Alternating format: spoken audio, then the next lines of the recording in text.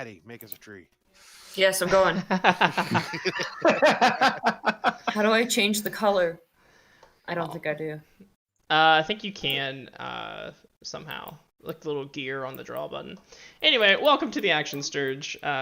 Tonight we will be playing some Dungeon World. Now this is a story-driven campaign, and it's gonna be a lot of fun. So thank you for hanging out with us during that.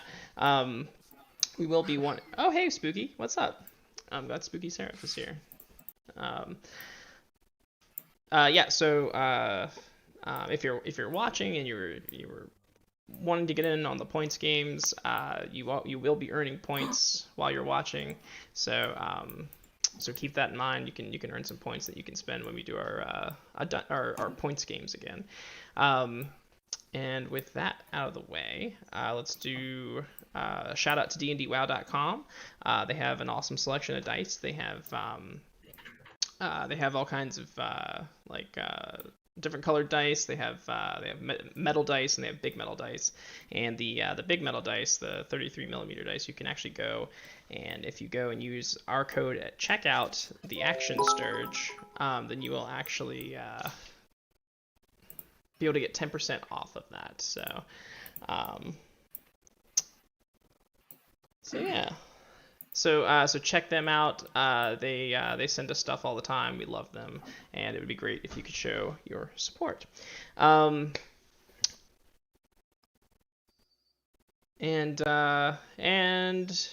scene. Let's start this thing off. So you guys, so you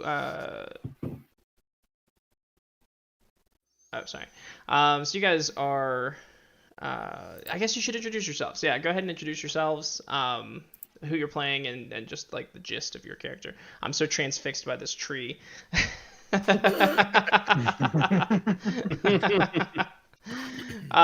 So we'll start with Rook, and then we'll go to Harold, and then we'll go to Harrison, and then we'll finish with Aziz. You can just say who you are, who you're playing, and just the gist of the character, the gestalt, I guess. Alright, I'm the Deacon Smith. I'll be playing Rook, a halfling thief. And he's pretty much wanted in every surrounding area. He's also very knobby. And he's very knobby.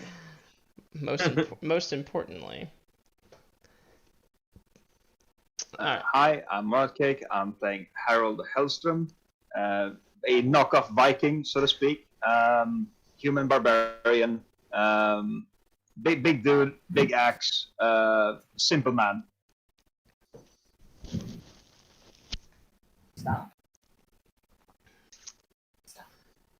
Go ahead, Harrison. Hi, I am Forkpuff, and I will be playing Harrison, a human bard. I like to do anything to get attention, and I play a lute, and I am well versed in spells and magics. And I am Terry. I am playing Aziz, a halfling druid that acts as a guide, and yeah, just pretty much a guide so far. All right, cool. And so if you haven't, if you're watching and you haven't checked out session 0, you can go back and watch our session 0 to see kind of like how this all came to be. We did like a really nice outline of the world and built some starter relationships. So yeah, so check that out.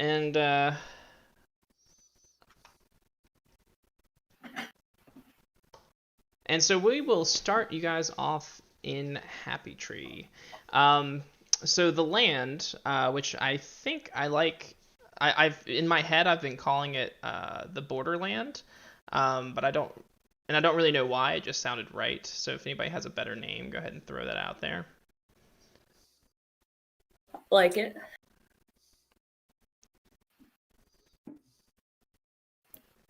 Yeah, that's fine.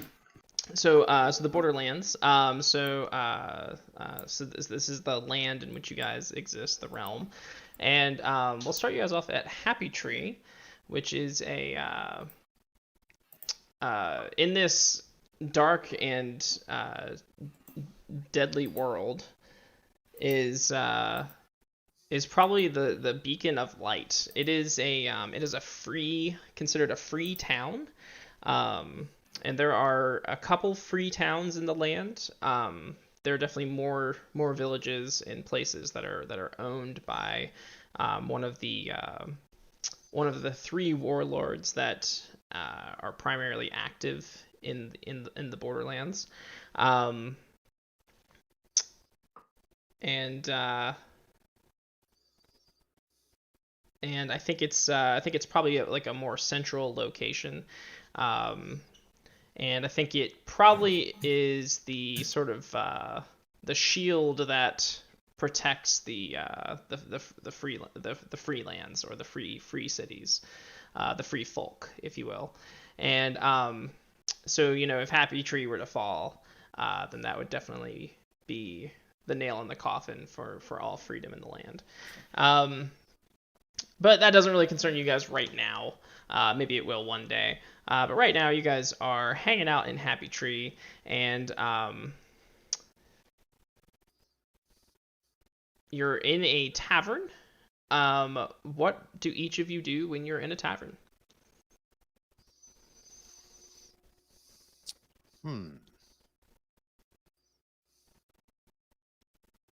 Well, naturally, I drink.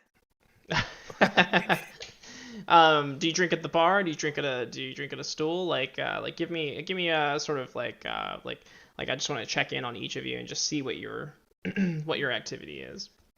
Yeah, I sit at the bar. Okay. I am probably also sitting at the bar, but I am more people watching than anything else. Okay. Just because this is still new to me, the whole bar situation and all that. Okay. We didn't have bars where I came from. Didn't have this many different type of people. Are you looking for anything in particular, or are you just scanning? Just scanning and trying to learn these new and weird ways. Okay. I think I would probably be, of course, strumming my lute, Mm-hmm. and I'll be also sharing a drink with my knobby halfling friend. Okay. And Harold, what are you doing? I'm probably sat pretty hunched over a mug of ale myself. If the crowd, the people want to sit at the bar, fine, sure thing. I prefer a table, but what can you do? Okay, so maybe you're sitting a little uncomfortably at the bar, like maybe like shifting around. Yeah, I like to lean back, It's kind of This is the fourth time you've had to catch yourself from falling off the stool. And Rook and Aziz, the barkeep is particularly friendly to both of you. Why is that? I complimented him on his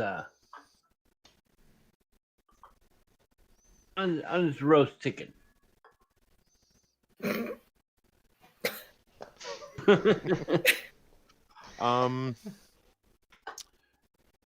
I have probably brought him some interesting and unusual like fruits and foodstuffs from the wilds. Okay, yeah, and so his name is Hornwall, and he's a bit of a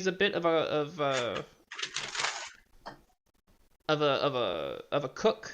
He fancies himself a bit of a cook, versed in the arts of cookery, and so the interesting ingredients that you bring him, he has tried to incorporate into his menu, much more often with failure than success, and He always has some weird like daily special, and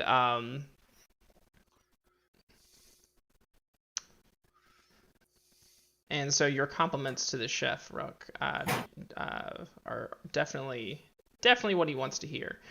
So he's going to. It's a slow day at the tavern. There's actually, you know what? It's quite a busy day at the tavern. Just because there's a hustle and a bustle. There's people coming in from everywhere, traveling. Most of them heading northwest, and but there's just a bunch of people around. A lot of people that don't normally come around. People from all over, and so while you're scanning the room, Aziz, you're gonna see some guys in these like very prim uniforms. They have this like signature red sash on them, and they have this like signature like red sash on them, and they're all dressed up in a uniform, and they're pretty well armed, but they have claimed a table near the door, and they seem to be harassing the waitresses and sort of like bragging loudly and like challenging people to fights and whatnot. They just seem to be real rude customers. You probably also will see that there is a like a little old babushka kind of lady over near the hearth, and she's sitting on a big comfy chair, and she's got a steaming mug of something, and she's sort of sitting quietly to herself. And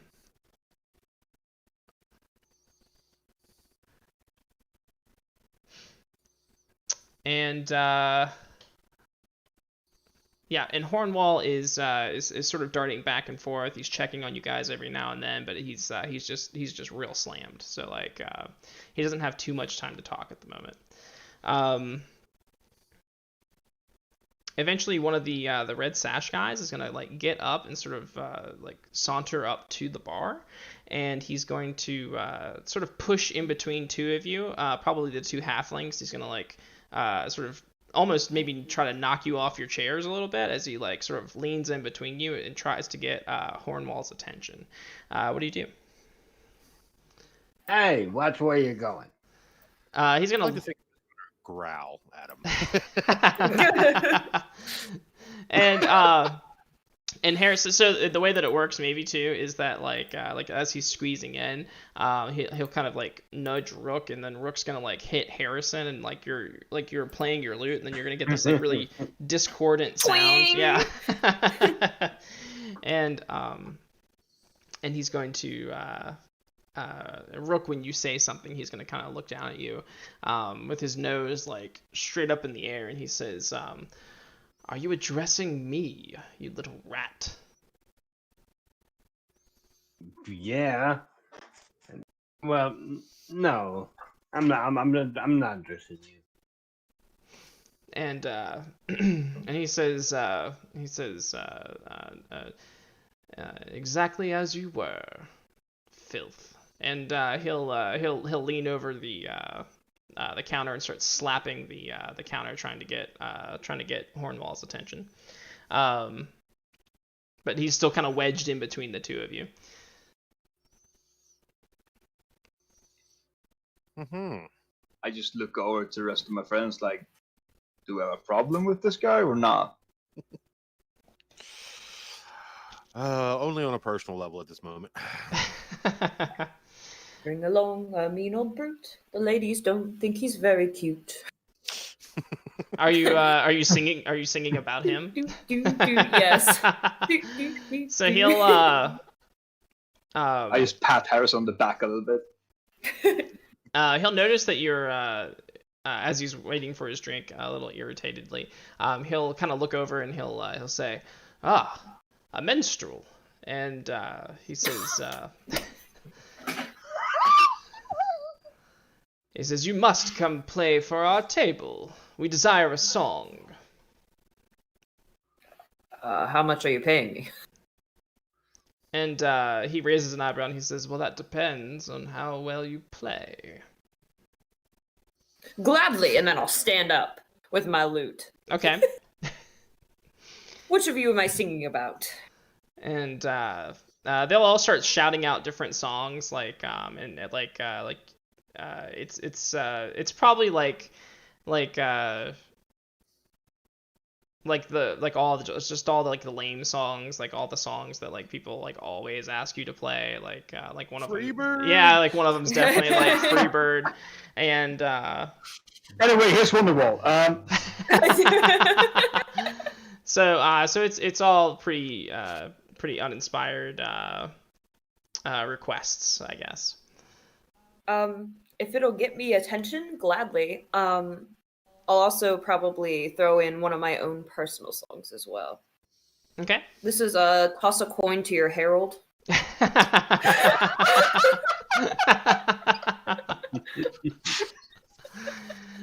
And so you'll just sort of break away from the group and go over to their table and start playing for them. They're gonna be enjoying it and having a good time. If you're willing to give them that. I'm willing to take money as well. I'll turn to Aziz and be like, "Hello, that guy." Yeah, he wouldn't make it long out in the woods, out in the plains.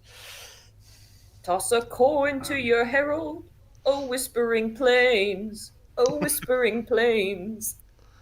Now,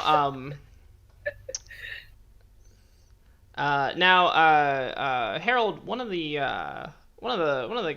customers is, or one of the patrons of the bar is going to sort of saddle up sort of near you. He's going to kind of squeeze his way in. He'll apologize for bumping you, and as he's waiting for service, he's going to kind of look you up and down. He says, "Where exactly are you from, stranger?" Well, not from around here, that's for sure. It's a bit farther up north. He says, He says, "What do you do? What do you do for business around here?" All jobs. Anything physical, honestly. And do you have your axe with you? Yes, it's in my belt. Yeah. Okay. He'll kind of look at it. And he says, "You know how to swing that thing?" Yeah, but it's only reserved for special kinds of people. And he says, "What about the kind of people that would be trying to thieve from my wagon?" I'm listening. Yeah, I kind of like pull on Rook a little bit. Yeah, I kind of perk up. He says, we're traveling northwest, heading up towards to the Blood Bowl, and well, I've had a disagreement with the head of my security. I'm looking to compensate for the lack of personnel that I'm currently experiencing. Wouldn't be interested in a job, would you? What's the pay? He says, "Well, it's about 6 days travel. I can get you about 5 coin a day." I look over to my halfling friends. Yeah, this money. What is this money? Like, you're Is that good? Oh, fucking oh, man. yeah, you're like, what is this? What is this currency?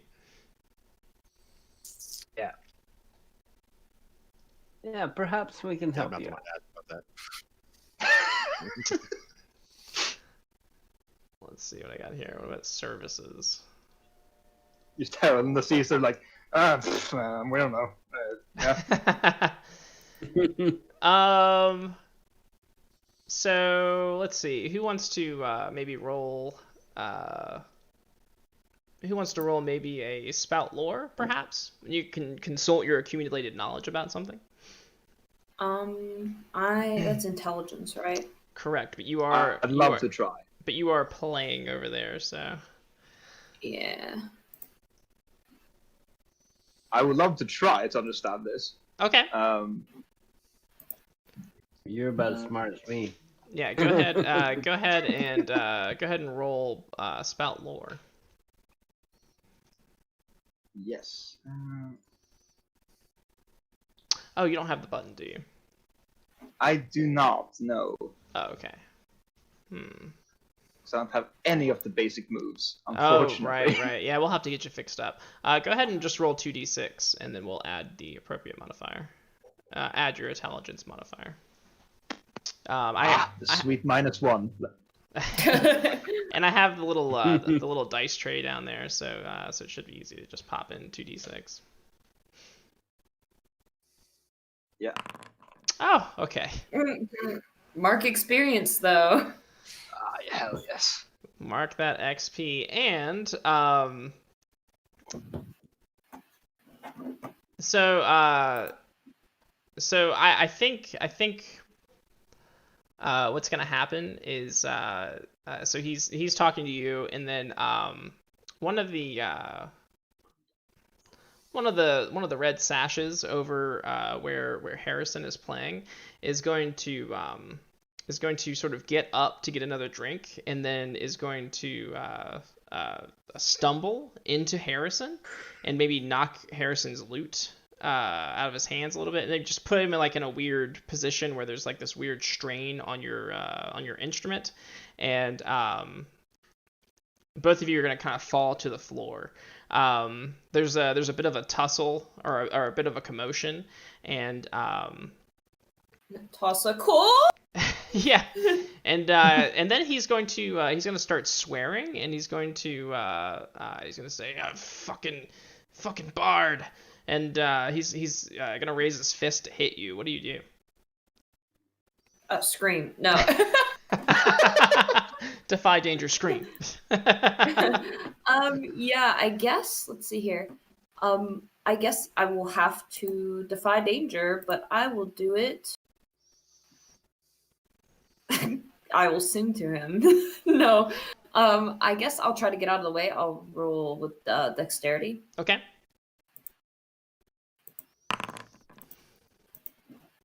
Oof. XP. Yes, you get XP, and then We're just farming at this point. Yeah. You get XP as you as you try to maneuver, and the tension on your loot. I think you're playing your loot, right? Mm-hmm. Yeah, the tension on your loot is going to it's going to take the maximum load it can take, and then the neck is going to snap as you try to maneuver out of the way. So you'll avoid the blow, but your loot will snap. And he says that bard tried to attack me. And his companions will sort of you'll hear chairs scooting out. The kind of a dull hush will come across the room, and the other three will sort of start to surround Harrison. What are the rest of you doing?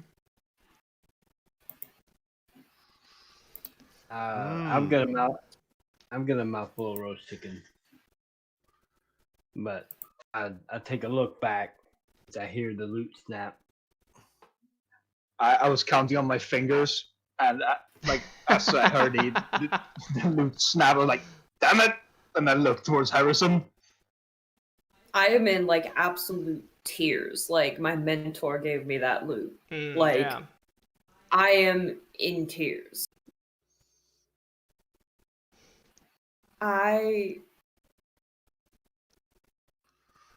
So who's doing Who made my scald cry? Harold, what do you do? Nah, I screamed that out to the rest of them. Who the fuck made my scald cry? Yeah, they like I said, they're not really listening. They're sort of descending upon Harrison to like kind of kick his ass. So if you do that, would you like to maybe do your move? Yeah, no, I'd absolutely like Oh, to okay, make yeah, my yeah. move. What are you waiting for? Yeah. So that is 2d6 plus my con.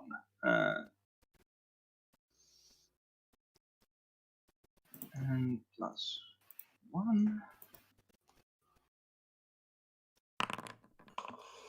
And let's see.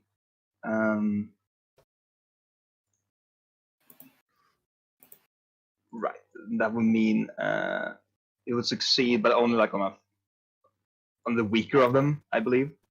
Oh, okay. Oops. That's not too loud. So you'll say that the guy at the bar will actually like turn towards you and say, and actually he just doesn't say anything. He just immediately goes to like punch you.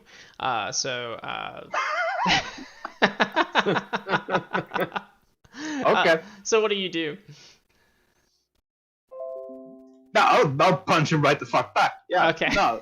So, oh god, I'm stuck in Monster Hearts world. What is it in Hack and slash. Hack and slash? Yeah, so you can roll hack and slash if you like. Yep. 6 plus 2.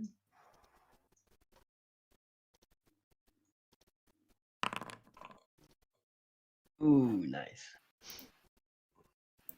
From 7 through 9, you deal your damage to the enemy, and the enemy makes an attack against you. Right. So I'll roll my damage, and they'll also deal damage to me. Does my strength go onto my damage or not? I can't remember. I don't think so. I think it's just unless it specifically says so. Yeah, then it's 4 points of damage in that case. Okay, so you punch him for 4. He's going to try to punch you back for 5. So now you guys are just sort of like, and this isn't just like 2 punches. This is you guys like standing at the bar, basically just trading blows. Like you're gonna hit him, he's gonna hit you a couple times. I think he's probably gonna finish with like this like uppercut, and then you guys kind of like back away from each other, and you're at sort of the standstill. Rook and Aziz, what are you doing?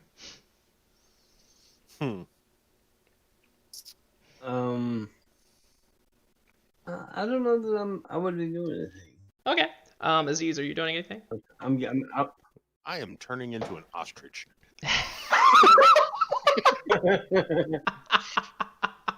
Hell yeah. Go ahead and out of the way. Go ahead and roll for it.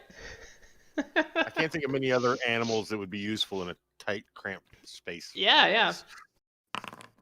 Yeah, ostrich is perfect. Hold 2. So hold 2. So and what kind of ostrichy moves do you have? Or is that was that on that list? With tremendous force. Okay. So whichever one appears to be like getting ready to clobber Harrison. Okay. It's just getting a ferocious ostrich kick. Okay. And I would say go ahead and do your damage.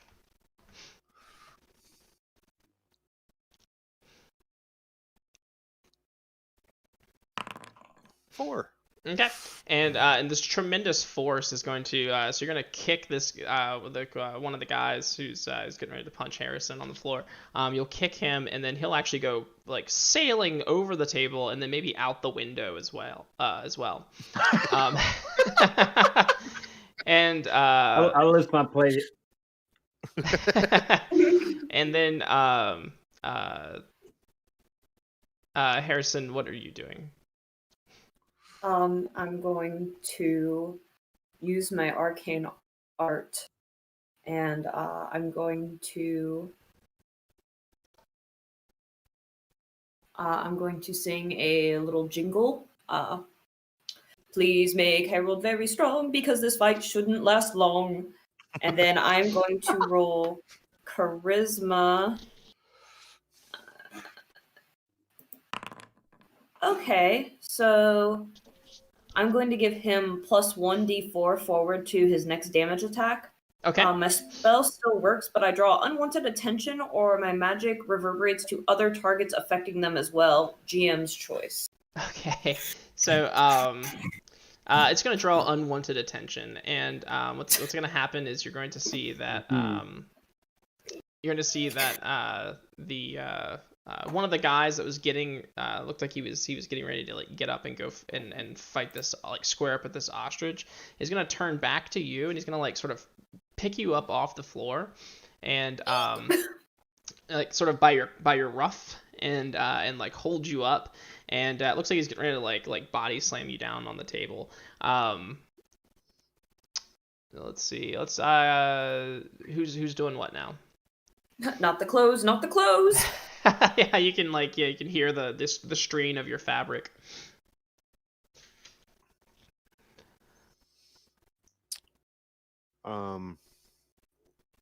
Well, I'll just start pecking at that guy and making a ruckus. Okay. Go ahead and Excuse me. go ahead and hack and slash. Yes, hack and slash. 8. There you go. Oh, nice. Yeah. So at your option.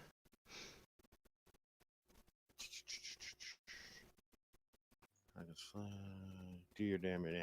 Enemy makes attack against you. Okay.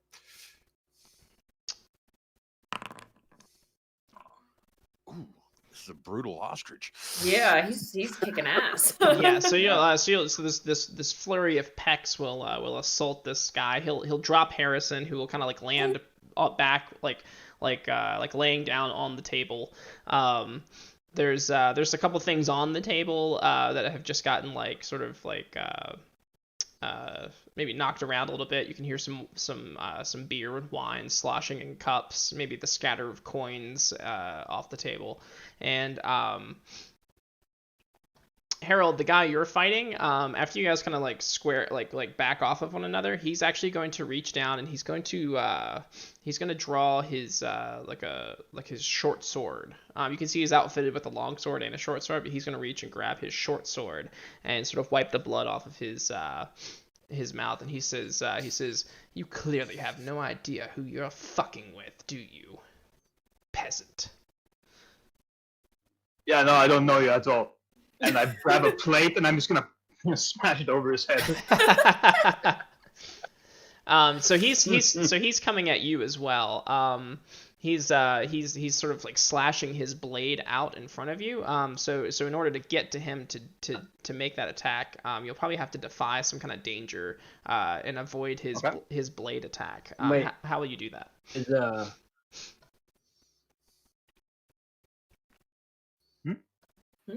Well, first of all, I'd like to try and trip him up on his way to Harold. Okay. Let's see. Give me. Is that an aid? I think that probably could be considered an aid, couldn't it? Yeah, go ahead and give me an aid. Yeah, aid or interfere. Yeah. Roll plus bond. So I think you have two bonds with him. Yeah, so that's 11 technically. Yeah. Nice. Yeah. Okay. So on a hit, they take +1 or -2. So like I put my foot out. Meanwhile, I'm eating the roast chicken and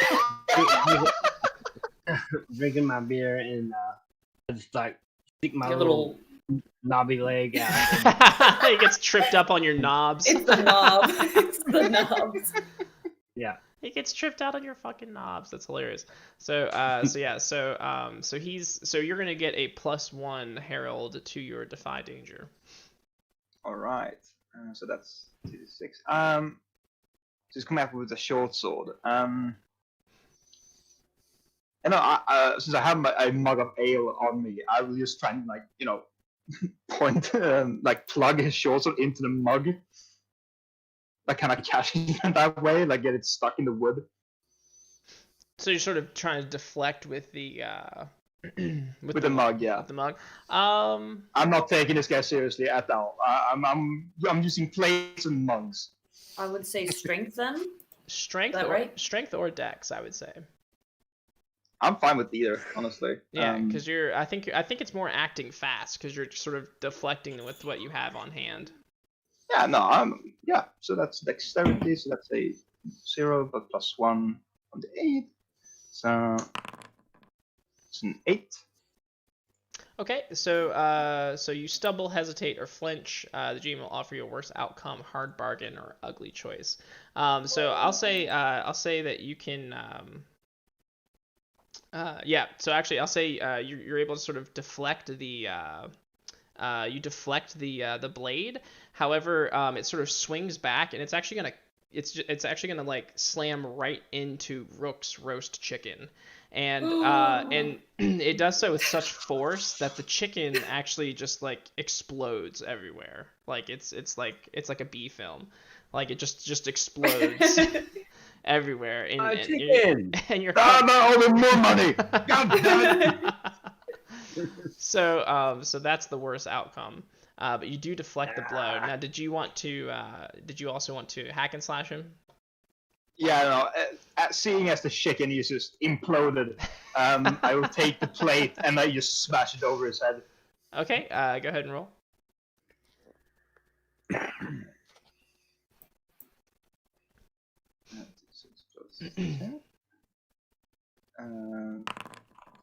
Nice. Oh yeah, so you the barkeep like. So you deal damage. You deal damage without any reprise. So go ahead.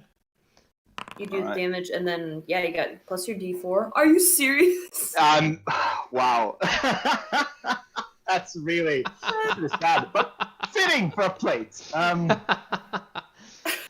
So you're gonna do 4 damage, and at this point he's going to I said this fight isn't supposed to last long. And at this point he's actually going to he's like you'll hit him with the plate. He'll hit the side of the counter, and then he'll sort of like sprawl out onto the floor. On the other side of the room, Harrison, you've been dropped on the table. This guy just got his eyes pecked out with from the ostrich in the room. But there's 2 other guys, and they have also drawn their blades, and they're on either side of the ostrich. What is anybody doing? I'm pissed off. My chicken exploded. If I may parlay. Okay.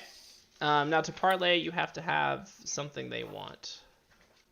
Leverage. Yes, their friend being pecked to death by an ostrich. Okay. Listen, I can sick the ostrich off of your friend, but you have to let us leave the tavern. Look at you're next. Okay, so you're leveraging. Look at its beady little eyes. You're leveraging the danger of the them not making out of this alive. Of the ostrich. Okay. Go ahead and roll it. The ravenous ostrich. On a 7 through 9, they need some concrete assurance of your promise right now. Yeah, so so the one guy will say, he'll say, "Well, go on then, call him off."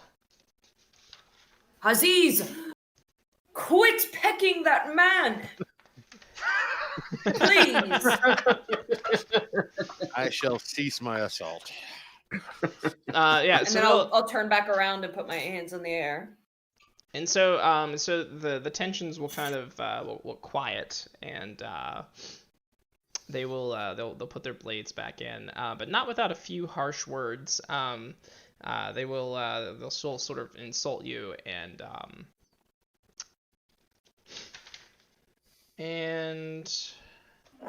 Harrison, did you actually want to maybe give me a spout lore?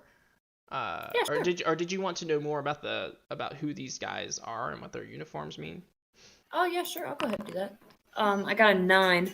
Well, let me tell you something interesting. It's on you to make it useful. So so these guys, so these red sashes, they are actually quasi-military, but they represent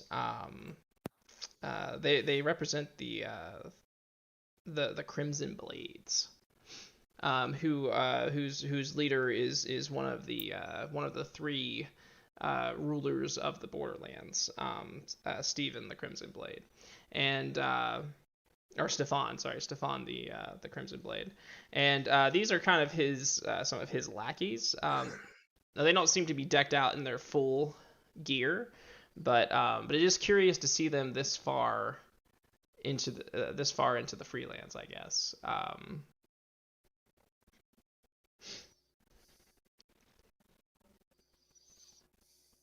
Oh wait. I skirt my ostrich.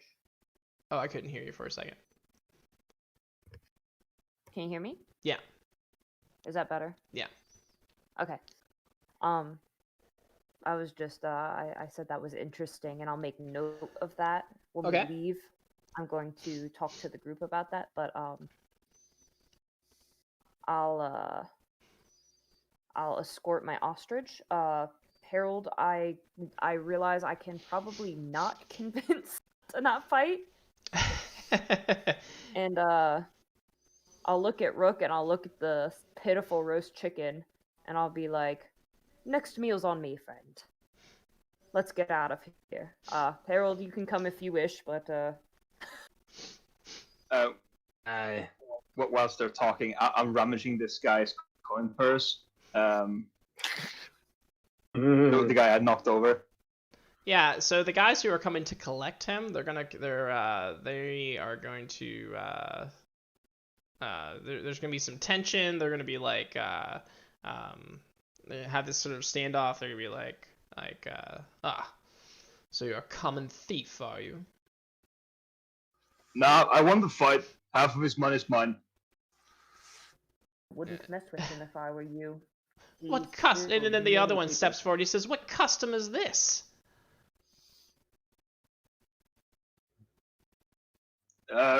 Harrison, how the fuck do I explain it?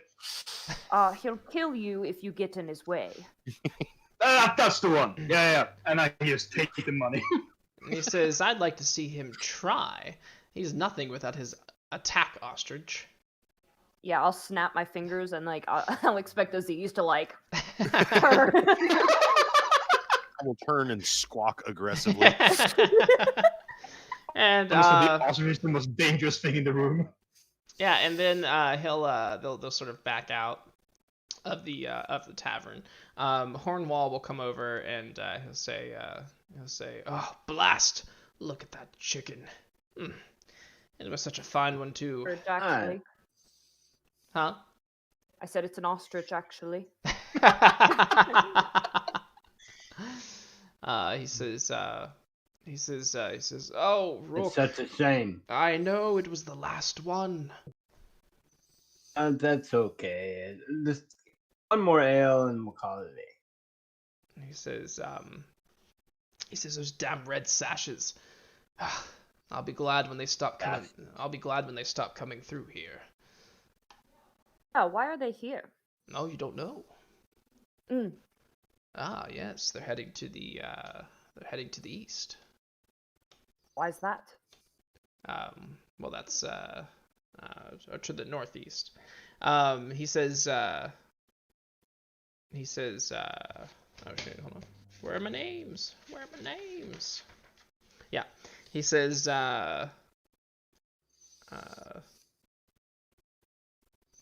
up at the mountain pass, Vlad has requested help from Stefan the Crimson Blade and Gasprod, and so they've been sending help to defend the pass. Interesting. I wonder why that is. What's there that could be possibly causing such issue? Oh, That they need 3 warlords. You haven't heard? Ah, there's been a battalion of orcs gathering outside the pass. Oh, they haven't invaded yet, but the triumphant is taking no chances. 1 orc is about equal to 5 human men. I've never No seen. wonder they're gathering reinforcements. I've never seen one, but I hope they do. I hope they can hold them off. In my very limited studies at the Perpetual Tower, I know a thing or two. And how much do you know, actually? like, I mean, like I said, I wasn't just because I didn't like I got like test anxiety or whatever. I still like I know enough to spout lore. Yeah. So I know some. I'm not like, I wouldn't say I'm like I know like the like cultures of other races as well. Maybe I know very limited like basic overviews, but I'm not sure about like particular rituals or anything. Well, I think the fact that you can read puts you like a cut above most most of the people when it comes to knowing stuff. Did you want to spout lore and did you want to spout lore and maybe see if we can rustle up some more information about the about whatever you're curious about? Sure, let's go ahead and do that. 11, so just about orcs in general. So the GM will tell you something interesting and useful about the subject relevant to your situation. So what is relevant? What do I know about these orcs, and I guess why are they gathering? So you know that these orcs they come from what's called the Outlands, and for the past 100 years almost, they have been terrorizing beyond the mountain pass. They've basically just been razing the entire land out there. They most notably they were able to destroy the gnome city. What's a good gnome city name?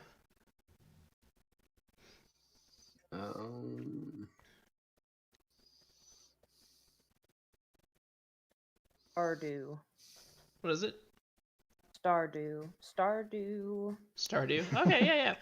So the shining city of Stardew, the shining gnome city of Stardew, they were actually able to seize control of it and completely raze it to the ground,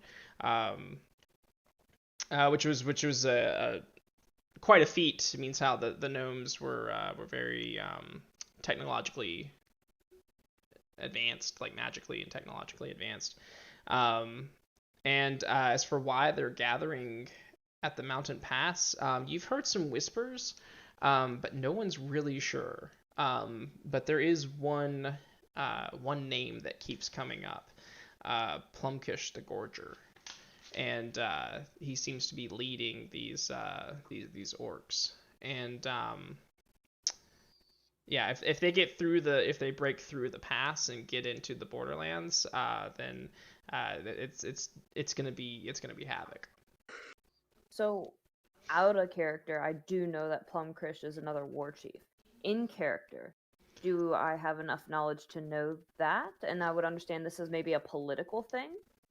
Or not? Well, in character, you would have heard whispers of his name, but you're not really sure. You know he's important to the orcs. He's leading them, so he must be a pretty bad guy. But that's pretty much all you've heard. Okay, so yeah, I mean, I'll spout all that. Take out your notes, kids. And I'll inform the group of what I do know about orcs and about Plumkrish the Gorger, and how strong the orcs are, and otherwise I'm not really too entirely sure what's going on and how long they've been terrorizing the place and how they took over Stardew, and that it could be Happy Tree next. And yeah, and so Hornwall is gonna say, you're well studied. Yes, I had a great mentor, and I'll look down at my loot and I'll look very sad.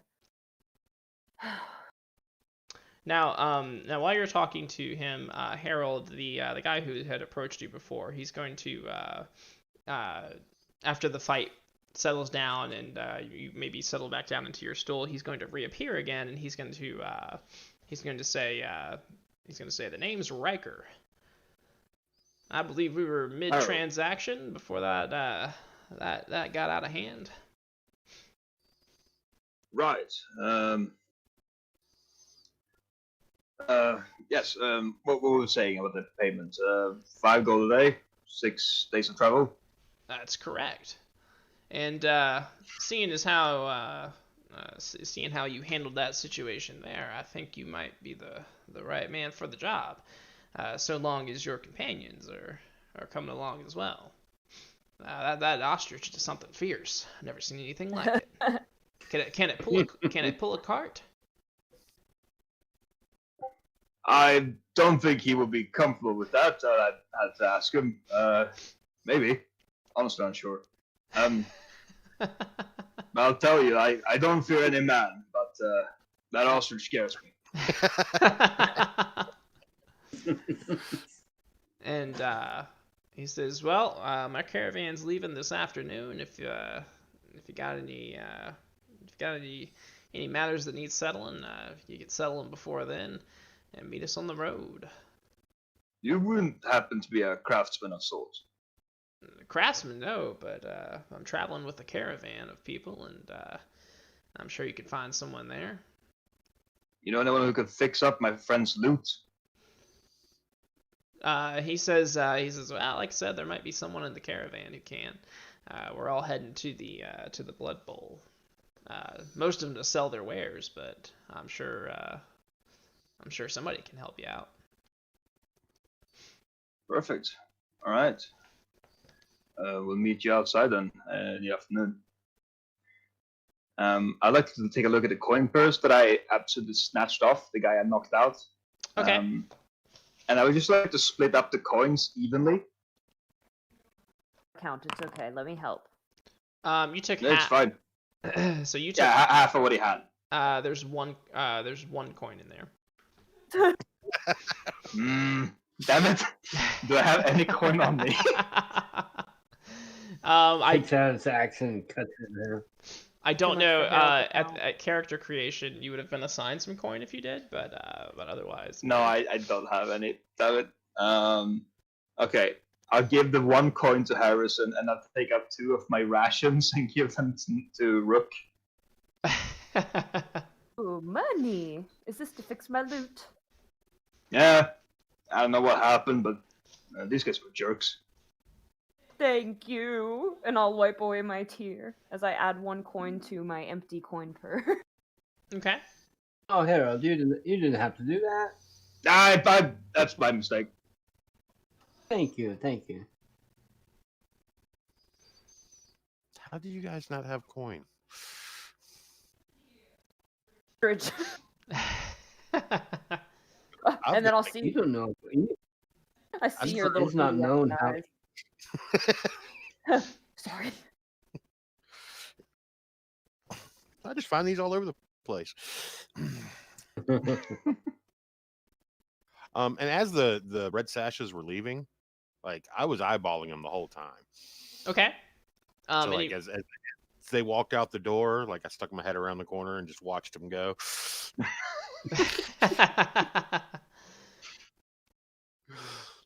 Just in case they had any bright ideas coming back.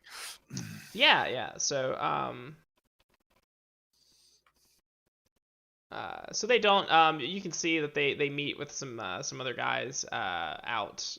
Some more red sash people like outside, and there's probably about 13 of them all together when they meet up with these other guys, and then they just sort of like disappear further into the town. The town of which like the center is this huge tree, which is like just almost like a skyscraper, and then this village has sort of sprung out around it essentially.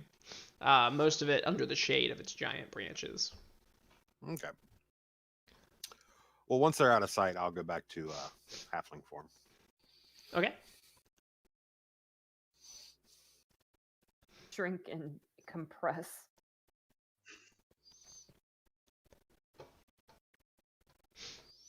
All right. So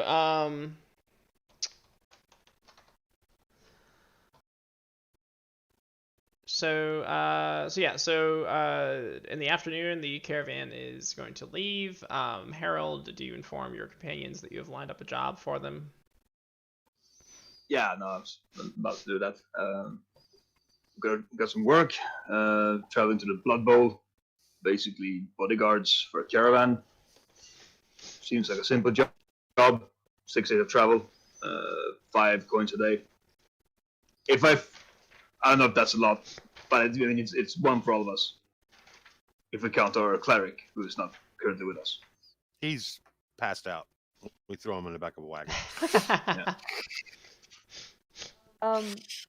Is there any way I That's- can spout lore about the Blood Bowl? Yeah, Or is there absolutely. anything about that place? Okay, Yeah, go ahead. well, let's see how well I can keep know it. more about this bowl of blood. So this was a 7, so the GM will only tell me something interesting. It's up on me how to make it useful. Okay. So there's some common knowledge. The common knowledge is that the Blood Bowl is actually it's a sort of gladiatorial event, and it happens once every year, maybe sometimes every 2 years, depending on what's going on in the Borderlands. But essentially. It is.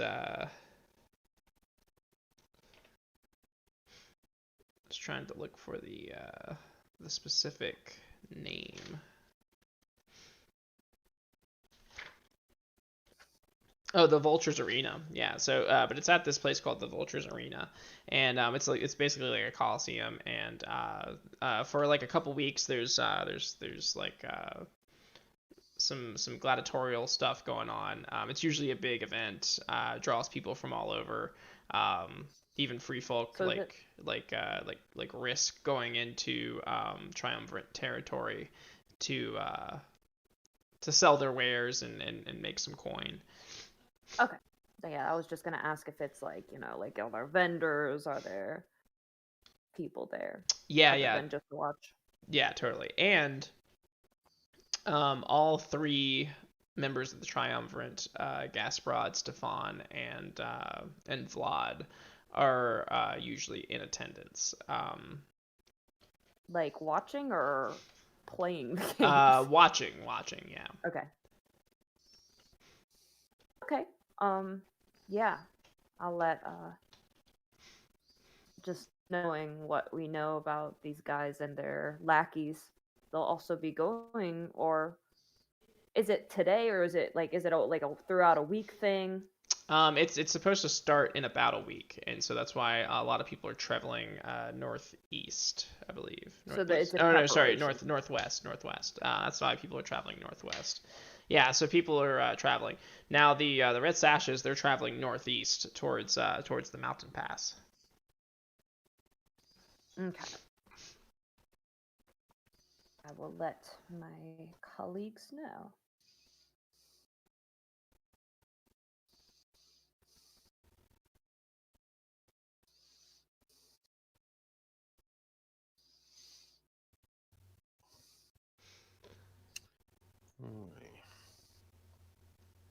And does anybody have anything to settle during the day, or before the caravan leaves?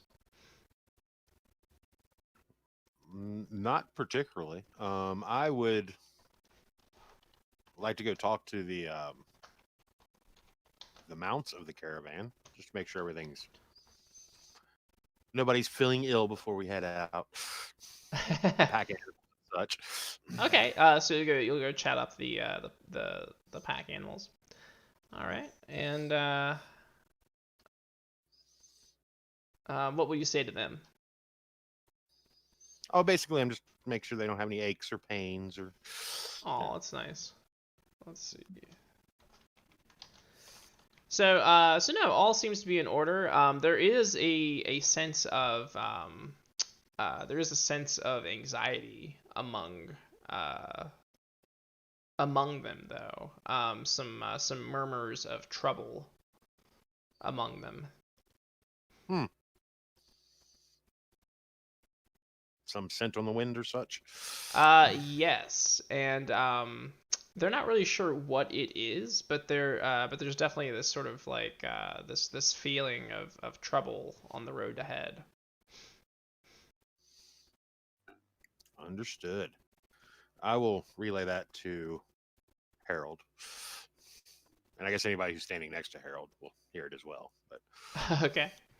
The animals are skittish. There's something dangerous ahead. Did anybody else have anything they needed to attend to before you guys left? No.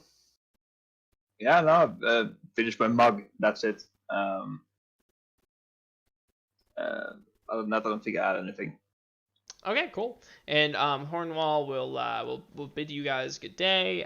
He wishes for a safe return, and he will and he'll before Aziz leaves, he'll say if you can pick me up any ingredients while you're out there, I'll gladly pay you for them. Always keeping an eye out for you.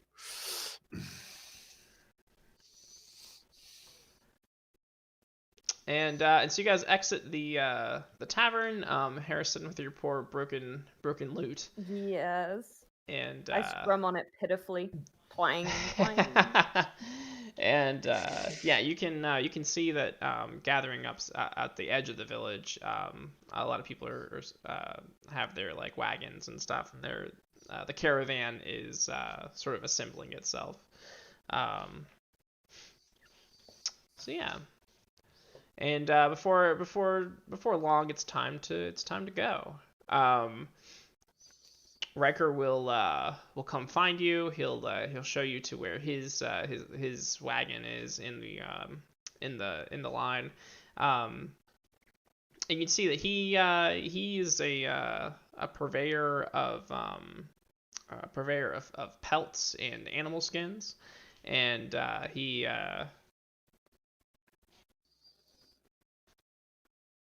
has a teamster, and he has a one other person guarding with you guys. She'll introduce her name as she'll introduce herself as Hera, and the teamster. Hera and Harold. And the teamster. Harrison always. Hera, Harold, and Harrison. Harrison always looking for the ship, and. The teamster will introduce himself as Clive.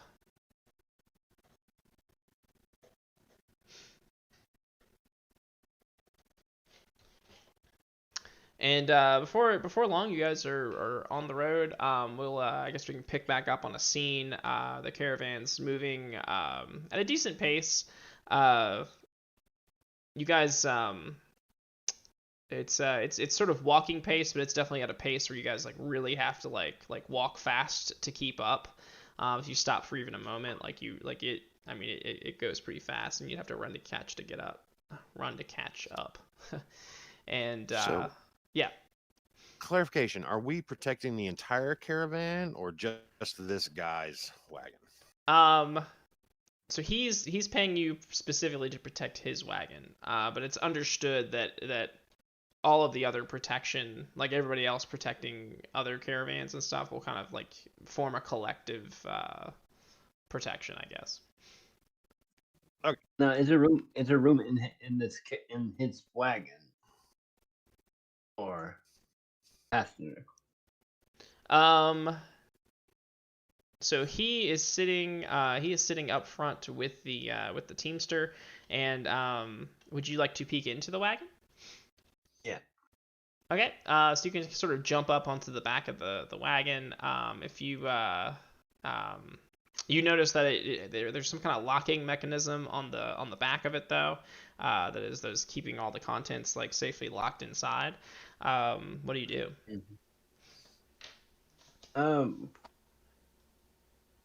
I picked the lock. Okay. Roll tricks of the trade. All right.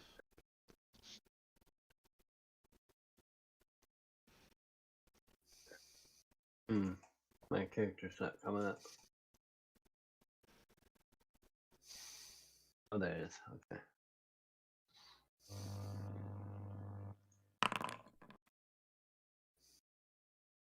Okay. Okay. All right. We'll offer you two options between suspicion, danger, or cost. So pick two: suspicion, from suspicion, danger, or cost. Suspicion. Okay, and cost. Okay. So you've hopped onto the back of this thing. Everybody's walking, and you're just gonna take a peek inside. You're picking the lock, and so while you're picking the lock, Hera kind of like drops back, like falls back a little bit, and now she's like walking. She's still walking with the wagon, of course, but she's like, but she catches you, and she raises an eyebrow, and she says, exactly what are you doing? Nothing. And at that moment, the lock is going to snap open, and the doors are going to swing open, and all of these pelts are just going to come flying out. Hera's going to give the call to stop the caravan, and so the caravan. So basically, like within minutes, the entire caravan has come to a halt. Everybody's like grumbling and grouching, and Riker jumps down, and he comes back, and he's just like, what the hell's going on? And Hera says, what are you doing? I'm sorry. I was just trying to find a place to sit. So Riker is gonna look immediately to Harold, and he says, it's kind of just like what the fuck?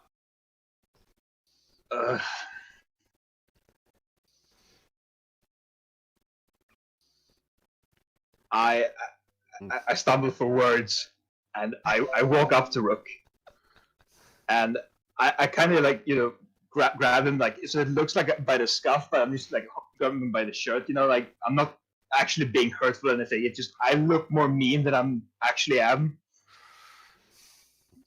And I just say to him, like, you lazy prick, come on, walk like the rest of us, come on.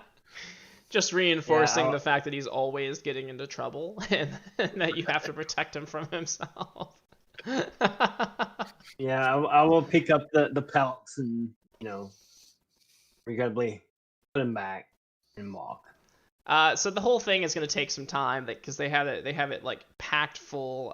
So it's going to cost some travel time, which nobody's particularly happy about, especially like the other caravans or whatever.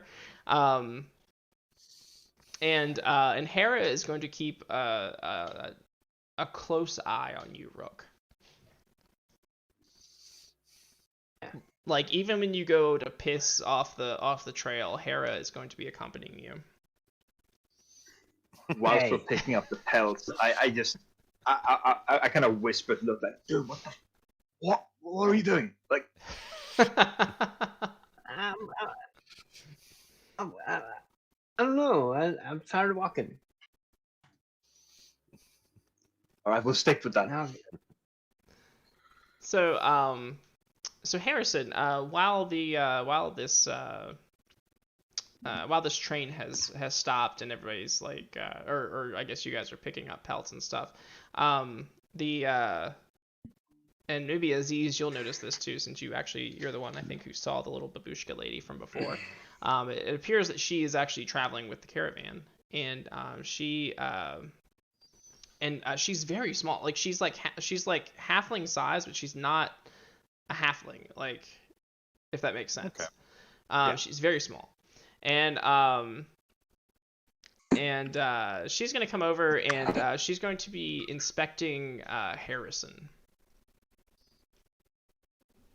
Pelt would look, oh my. Are you trying the pelts on? Yeah. While everybody's picking them on, you're like trying them on. Ooh, what do you think? You think the silver one's nice on me? Oh, Jesus. And so she's kind of looking up at Nana? you, and she says, I noticed that you are sporting a broken instrument. Remind me, I'll dab at my tears with the pelt. Yeah, Riker's Hand gonna it to somebody. Riker's gonna snatch it off of you, and again, like, shoot another look at Harold. I look so ashamed, you don't even know it. Like, it just head down, pick up all the pelts as fast as I can. Like, okay. Some people are just so touchy. But yes, my loot was broken by a bunch of barbaric. Oh, look at Harold. Savages. None taken. Now, she says, and she's gonna start sort of helping pick up pelts too, and like handing them. And she's going to say, Oh my. Oh, of all the times. 1 second. I have a bloody nose. I'll be right back. All right. Babushka's a bad sign. Babushka of Doom. Yeah. She brings evil.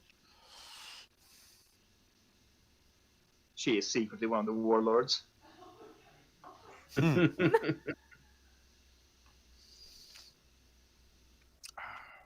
It's Tum Tum. Tum Tum comes in many forms. Babushka is the most sinister one. Yes, yes. So, Aziz, are you still in ostrich form? Not at this moment.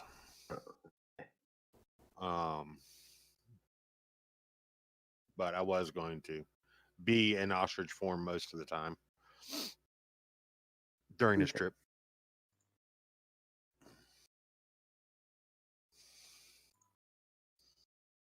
Because it's fast. It's got a good line of sight. I was thinking cheetah, but that's a bit low to the ground. That's true.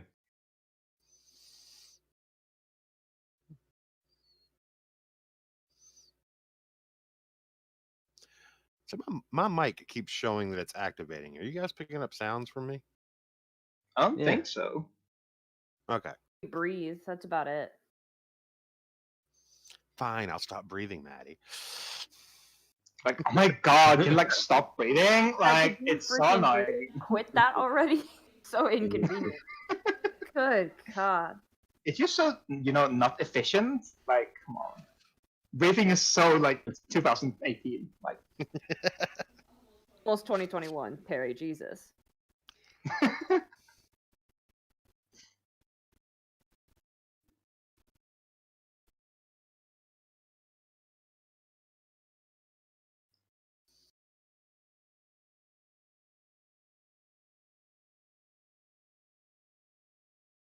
That was a cool Coke commercial.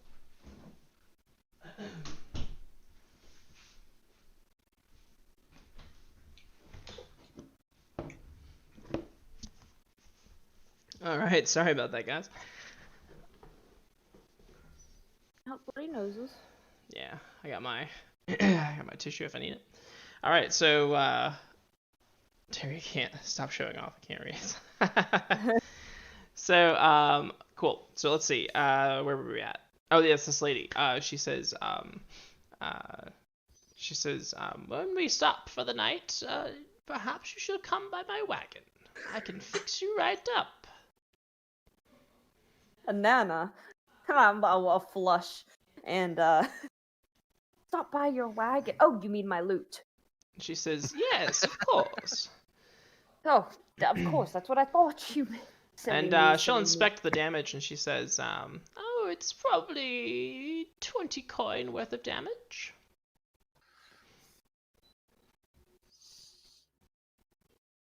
One coin. Well, Nana, why don't I offer another service? And she Oh, wow.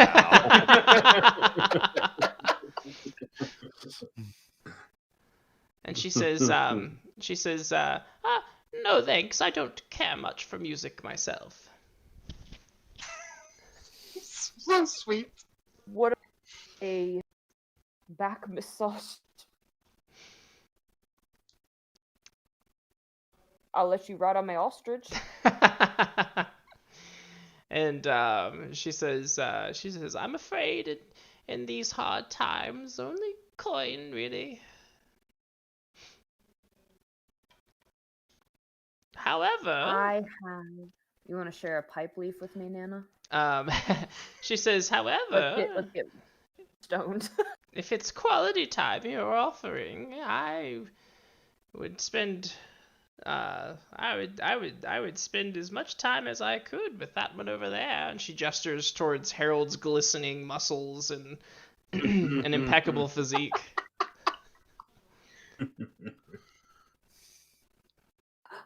Harold, I have a favor, and I'm tugging on your muscly arm. I'm holding like 10 pelts at this point. Picking them all up. Give me one of those. What? Anything brown makes my eyes come out. Harrison, I don't get. Pick him up, put him back. Wait, we don't have time for this. Do you have time for a date with Nana? And I'll point to the babushka who's like... Yeah, and she'll give you a little wave. She'll fix my loot if you go on a date with her. Just do it. What's a date? Oh, so it is not... It doesn't always lead to breeding, but to put it in simple terms, talking. I don't think anything could breed that anymore, but... Harold, that's something you can't say when you're on a talking.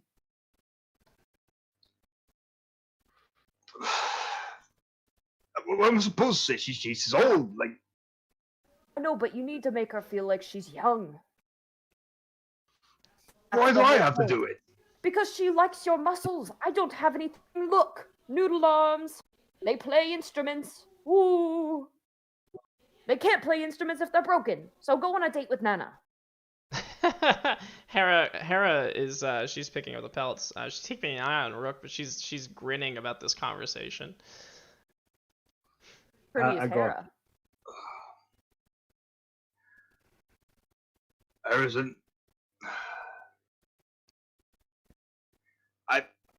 can't you pay her? And Harold, you gave me one coin, and this is the only one I have. And that was everything I had. That's what I'm saying. It's everything I have and a broken lute.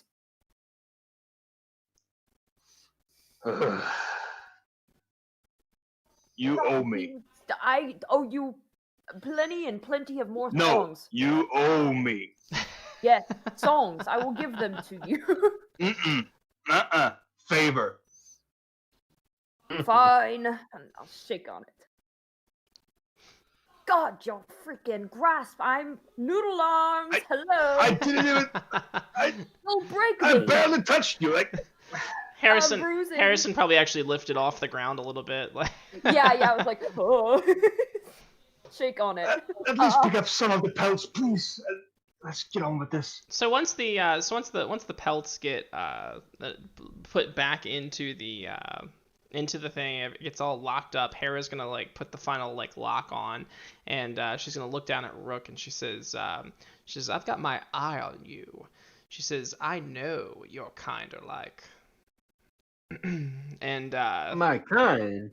And she says, she affirms yes. And then she'll put the final like mechanism into place, and it'll lock, and then we will continue. Harold is walking with his head down, mumbling in a different language. And I go up the trail to relieve myself. Yeah, Hera will follow you.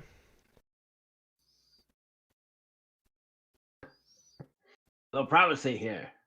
She says, "Why? So you can cavort with your accomplices? What, are you waiting till we stop for the night so you can make off with all the goods? Hmm?"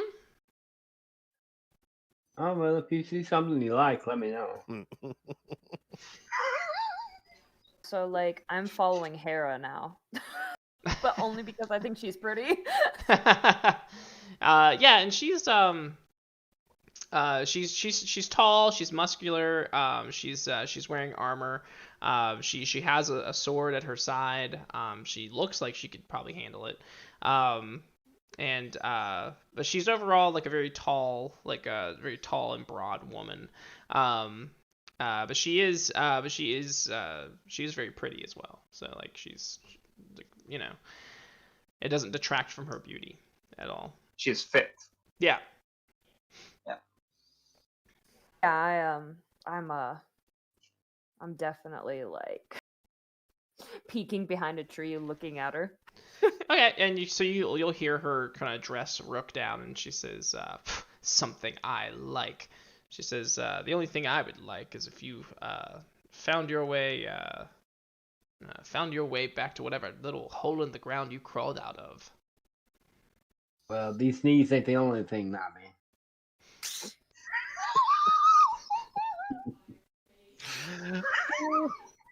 Wow. My face is like, So at this point, whether you're finished or not, she'll grab you and begin walking back to the caravan with you. Damn. And yeah, and so eventually the caravan will come to a stop for the night. Yeah, they'll sort of circle the wagons. There's a lot of other there's a decent amount of people. I don't know what you guys as you can't set up camp for the night. I don't know if you guys wanted to try to mingle around, or if you keep it to yourself, or exactly what you want to do. I'm definitely mingling. Is there any particular type of people that you would like to mingle with?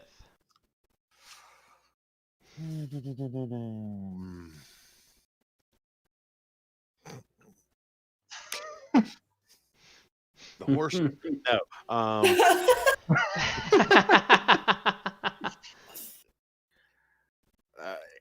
Basically, the most exotic looking of the bunch. Something in someone that's dressed like real colorful or an exotic clothing, or something from as far away as possible. Okay. Let's see. Besides Harold, I'm not that colorful though, honestly. yeah. You just look strange in this land. But I'd say, let's see. Perhaps a.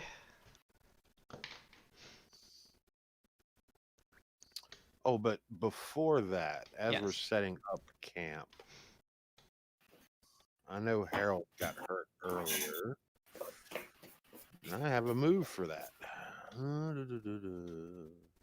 Somewhere.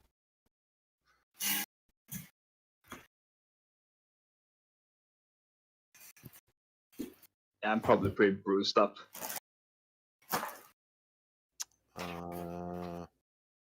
Sing the healing songs of spring and brook.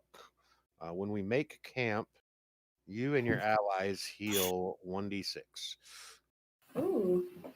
Okay. And yeah. So you guys make camp. You can heal 1d6. Dude, I'll take it. And cool.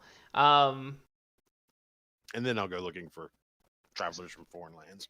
So I'm actually gonna say you see everybody looks pretty. Actually, oh wait, what would this be? Maybe this would be a move even. Oh, maybe it wouldn't be a move. I'll say the most interesting person out of this bunch appears to be so elves aren't super common in the Borderlands, but you're gonna see an elf, and this elf is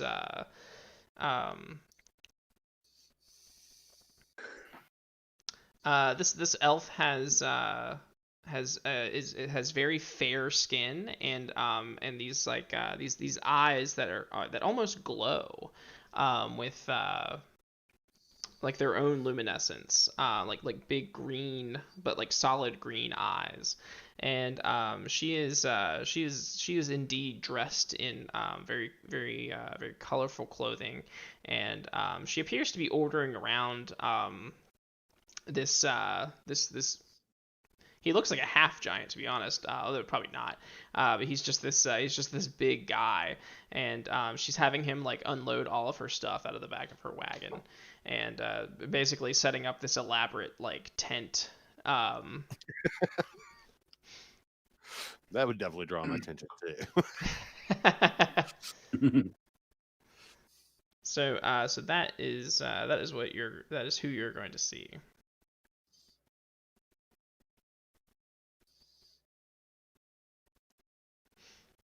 What about the rest of you? I'm taking my loot and Harold to Babushka's wagon. Okay. I'm reluctantly going. I gave him my scarf and tied it around an ascot, like around his like freaking giant neck. It's kind of choking me. Yeah. Fine. I'm like, leave it on. And it's a nice, like, silky bright red as well. So when I knock on the wagon, I fix his hair real quick and then turn back around. Okay. Yeah, she is going to the door will open. It's a very tiny door. In the like you're gonna have to like sort of really maneuver your way through, Harold. But she will open it and she'll say, "Oh, I see you have arrived." And she's going to blush a little bit when she sees Harold, and she says, "Do come in. I have been making some tea." Yes, Nana, I do have something of a date myself tonight. I'll leave the loot here and I'll place it on the counter. I look at myself in the reflection of like a mirror or like a window as I go to meet Hera. Okay. I looked at Harrison in panic because I thought he was coming with me. I give you a pep talk. As Nana closes the door and looks back at you. And she says, you don't seem to be from around here. I see you've taken on some of the clothing of one who lives in this in the Borderlands, but there's definitely something about you that sets you apart. Well, you're right on the money there. Yeah. Oh, give me 1 second, guys. Hold on. I'm gonna switch it to the starting student screen. I got some.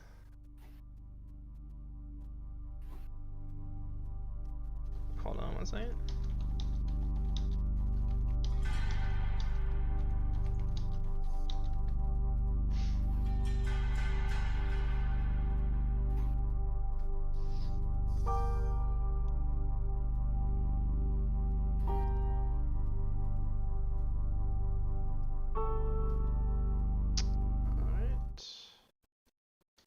Alright, cool.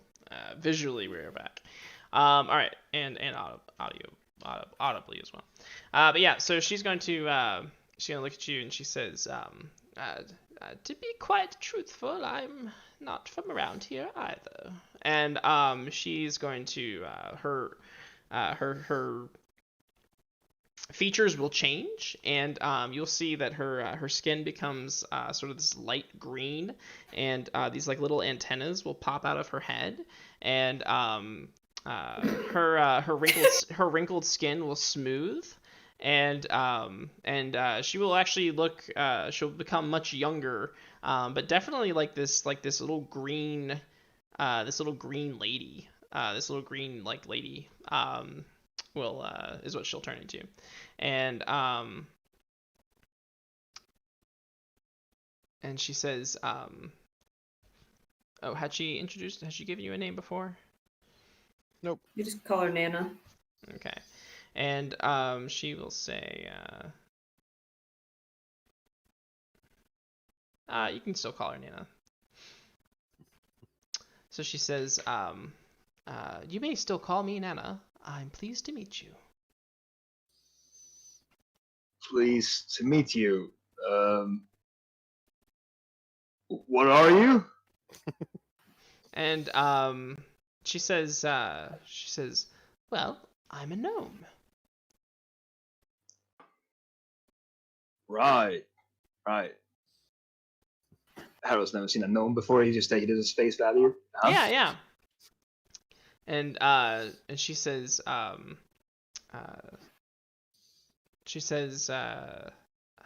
And you're Harold, aren't you? That's right. She says, I've heard the songs about you. Are they true? You mean those that Harrison has sung? I mean, yeah, most of them, yeah. She says, I suppose. She says, did you really take on 10 men at the 10 men at the gorge and defeat them all by yourself? Harold is trying to think back, like, did I do that? And of course, I've heard the songs about what a lover you are. And she looks a little embarrassed, and she says, Harrison never told me about that one. She says, but that doesn't interest me exactly. I was wondering if you were brave enough to help me with something. An excursion away from the caravan. Not today, but in a couple days. We'll come near there. What sort of excursion? She says,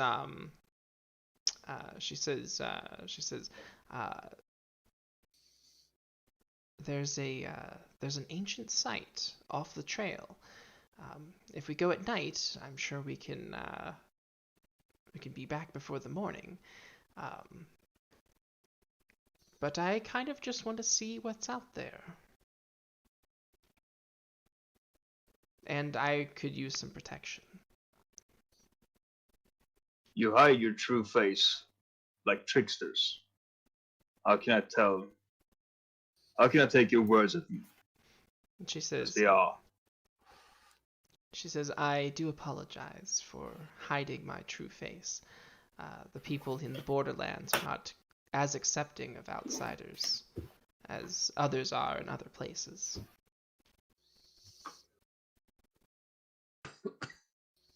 But I show my face to you now in a gesture of good faith.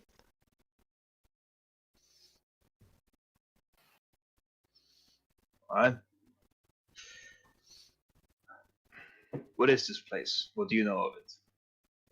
And she'll rattle off some what sounds almost like gibberish to you, but it's probably some old Elvish, but it's just gibberish to you. And she'll say these ruins were said to house some ancient records, and I just want to see if they're there. You know, it's really just it's really just just an outing of sorts. It's just to see some ancient architecture and you know, maybe find something of value.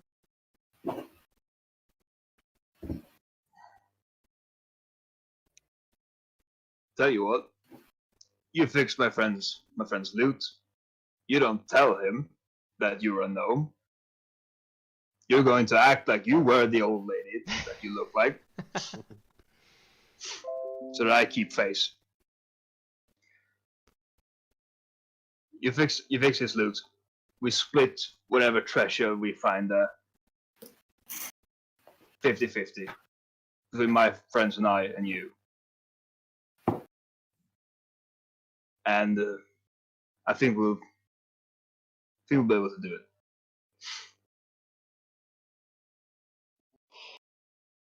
Go ahead and parlay for me. All right. 2d6 plus charisma, right?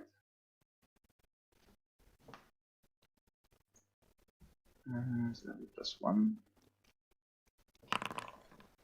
6. So I'll mark XP. Yeah, go ahead, mark XP. She says, unless in doing this, maybe you're pursuing a I can't remember what your appetites are. Oh, right. My appetites are, let's see here. So I have those written down at least. Fame and glory and conquest. So I guess not. But yeah, so she'll say, well, you are certainly a shrewder negotiator than I gave you credit for. I will think on your offer, and perhaps I will get back to you. And she'll kind of get up to show you the way out, and she says, I do hope that you will keep my secret secret. If you keep everything that's been disclosed to a secret, I ain't saying shit. And she says, about your friend's loot. If you help me, I certainly will fix it free of charge. If not, it will cost the 20 coin. All right. Fair enough. And Proceed to it. okay, and she'll bid you good night. Harrison, while that's going on, what are you doing? I'm gonna go find Hera. All right, Rook, where are you tonight? No, I'm behaving myself. I'm in the back of the caravan, just finding my P's and Q's. Aziz, where are you tonight? I am trying to strike up a conversation with the elf lady. Oh, that's right, the elf lady. Yeah, let's do that. Let's do the elf lady first, and then we'll get to Rook and Harrison and Hera. So what do you do, Aziz? Basically, I'm just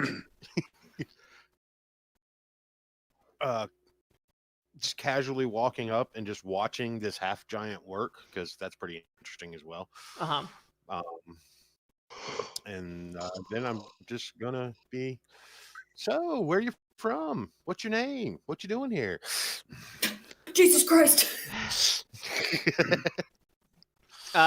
She turns to you, and then she her eyes will land on you, and she kind of gives you a curious look, and she'll speak to you in Elvish. I don't think I know any Elvish. She seems quite amused about that, and she will she, with a thick accent, she will speak the common tongue, and she will say,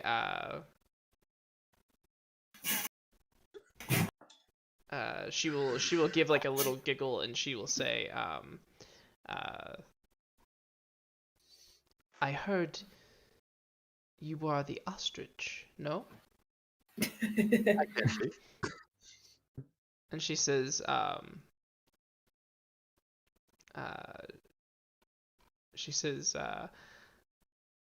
this thing you do, can I see? What would you like to see? And she'll kind of think it over, and she'll say, surprise. Surprise. How big of a ooh. This looks like a time for an effluent.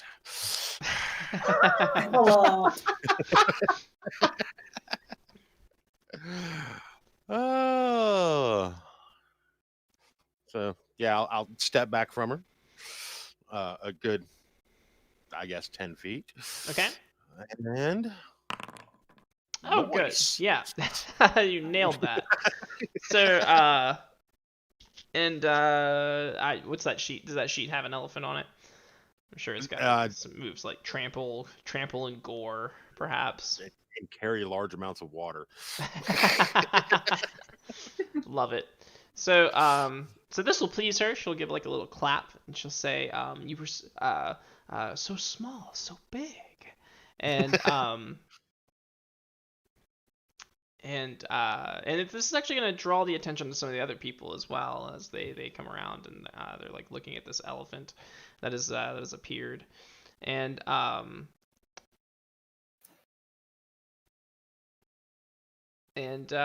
and like I said, she's quite pleased. She will she'll begin like sort of petting your trunk, and Whoa. a little bit forward. Consent, please. Oh no. And she's, No, I'll do that thing where you where the elephant kneels down and like offers the knee, okay. so that you can actually mount. And she will look to her half giant, and he will boost her up on top of you, and she says,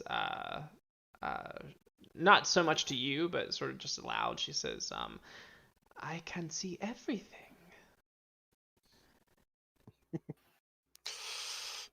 Then I'll just I'll show off a little bit. I'll go around the camp. I can show you a world. And so while you're doing that, she says, "I can see everything," and she's gonna point off into the horizon, and she's going to say, "What is that?" And if you look off into the horizon, you can see this. So the terrain is hilly, and it's like it's dotted with some trees, and then maybe some dense forest off to the west. But the sun's sort of setting, and just from where you are, you can see towering over one of these hills, probably about the same size as you. Looking over these hills is this large humanoid shape, almost a silhouette in the setting sun. And as you see it and it sees you, it's going to sort of descend back down into the hills. Interesting.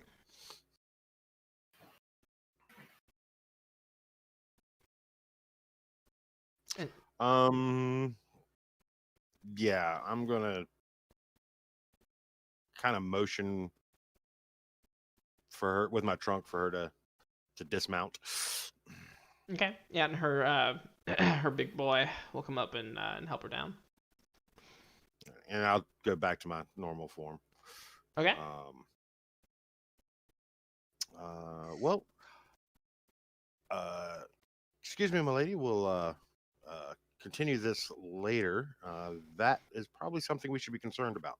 And I will go off to try and find Harold. No. And she won't let you go immediately. She will give you she will reach into her purse and she will give you 2 coins.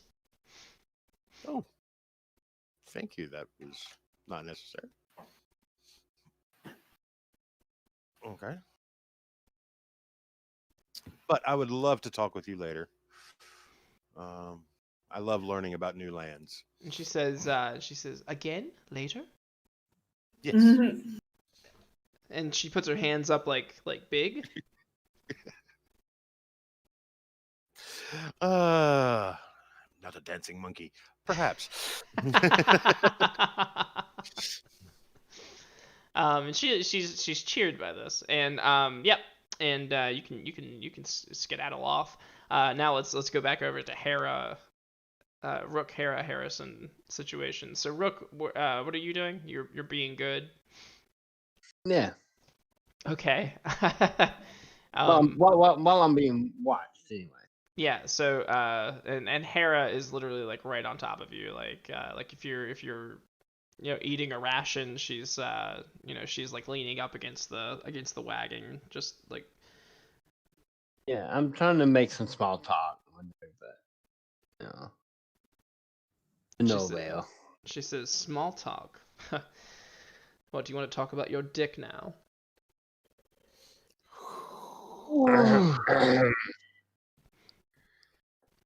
Yeah, I don't say nothing.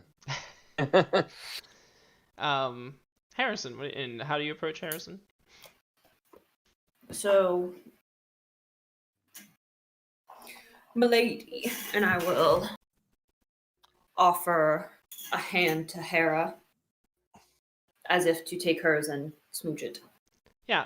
She's got her arms crossed, and she just kind of looks you up and down, and she says, "It's just Hera.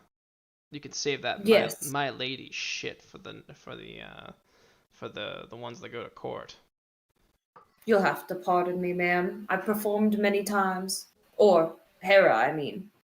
and then I'll blush and I will tell her, I have admired your golden flowing locks from afar, and I could not help but notice your beauty radiates from the farthest of the land of Happy Tree to the Perpetual Tower.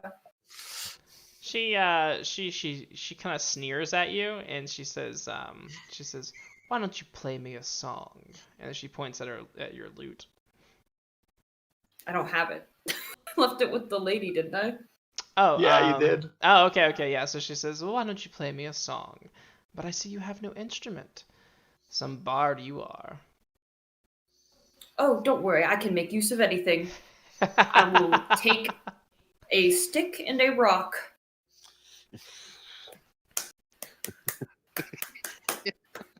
Hera. And so I think about at this point in the performance, Rook, how do you respond? Would they look? Her skin is so fair. Hera. And so I think about at this point. Oh, go ahead. Actually, at this point, Hera's pretty captivated by this, right? Distracted, I think, is the right word. Sure, yeah. Like, yeah. I look for any opportunity to sneak away. Okay.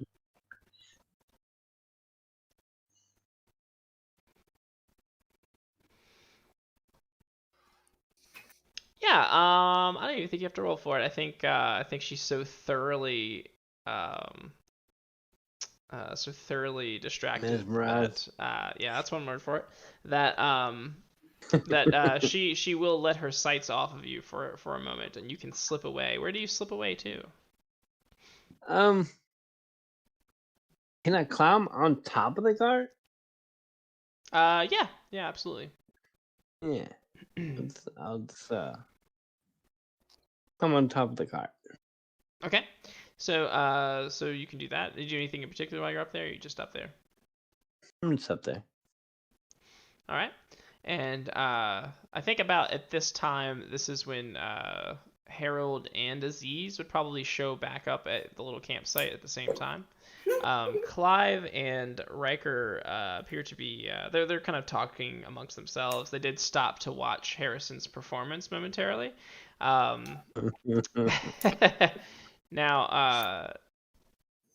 Harrison.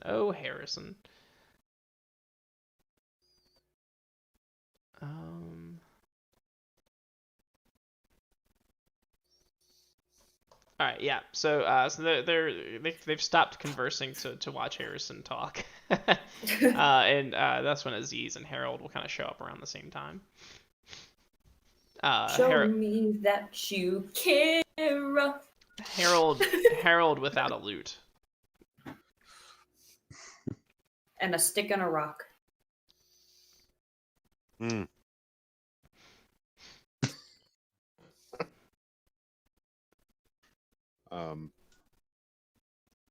So yeah, I will relay the giant I saw just over the hill over there. Appeared to be watching us, and once it was noticed, it hid behind the hill.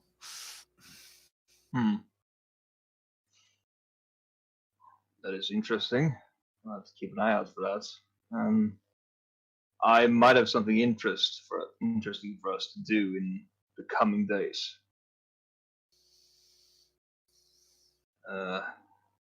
Some sort of ancient ruin. Do you know of any ruins around these parts? Oh, there's ruins scattered across this land.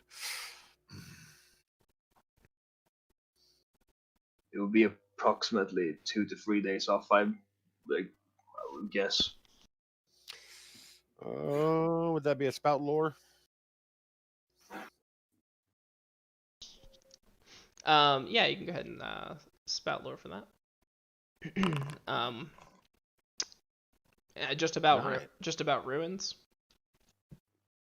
In ruins 2 to 3 days northwest of here. Okay. So I think I think what you'll know is that just sort of in general that the Borderlands used to belong to well, the ruins up here are very much what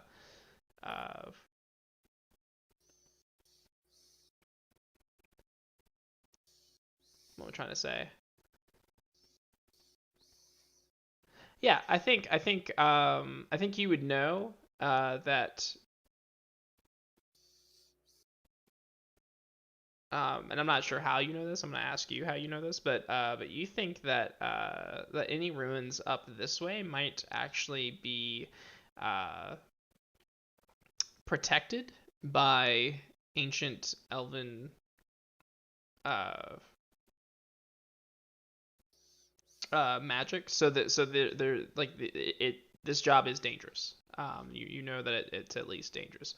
You're not too specific on the exact dangers, but you know that these elven ruins are often protected by ancient magic in some form or another.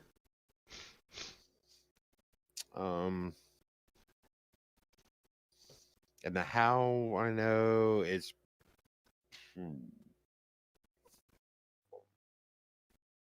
I don't know, maybe one of the, since we're nomadic, at one point in time my tribe went through this area and found one such ruin that was protected, and probably just stayed away after that. Okay. Yeah, well, and you probably have plenty of ruins down in the Spirit Lands that there's probably always a trick or a trap or some some animated statue or you know some kind of danger lurking in the midst. Yeah, this one just happens to be elven magic. Yeah. Yes, and so yeah. And I will relay that information.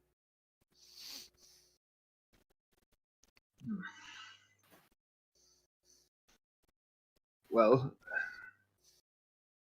won't be any. We won't be doing it for a couple of days anyway. Do you have any idea what Harrison's doing? Now you just point at the spectacle. This looks like some sort of courtship ritual. Is this normal for people around here?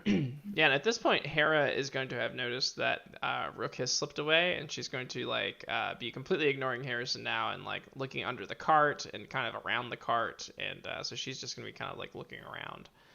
What have you lost, Hera? I'll help you find it. She says, "Where'd that little bastard go? He scuttled off somewhere." And yeah, she's just like looking under the cart and like under other people's carts, and like maybe like, you know, if somebody's got like a bundle of like, or a sack of flour or something, and she's like looking in the sack and like, you know. You're worried about that knobby little halfling. I'm the psych. What about me? What about my feelings? She says, "That's the problem with you. You have too many feelings, and you let them come out of your mouth all the time." I express myself freely through songs. I thought you liked it. If I liked women, sure. I'm not a woman. Well, you sure act like one. And and she's going to continue searching. I'll prove to you I can find Rook before you, and you owe me a date. I'm gonna search for Rook.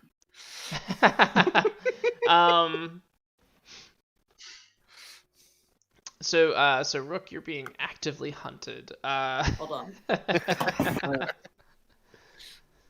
What do you do, Rook? I can't get my character up.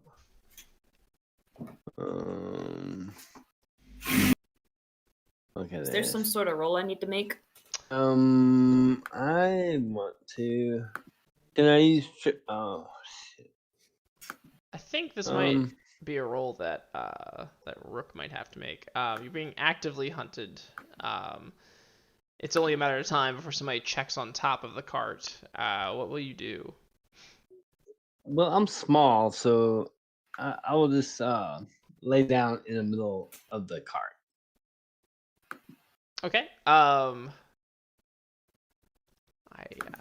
not quite sure what to consider that. I was trying to see. I guess tricks of the trade, maybe. Let's do defy.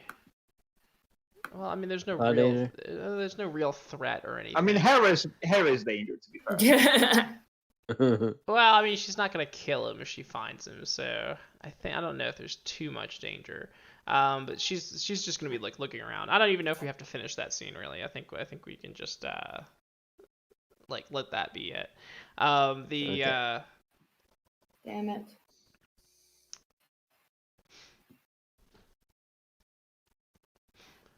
Eventually Rook will have to pop up, or not. Maybe he just hides the rest of the time.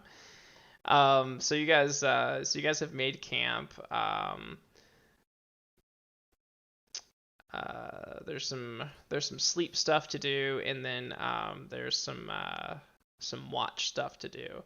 So who's on watch? I'll take one of them, I guess. I'll take first watch because I know there's something over there. All right, Aziz, I'll give take me second then. give me a watch check. 12. Oh, very nice. So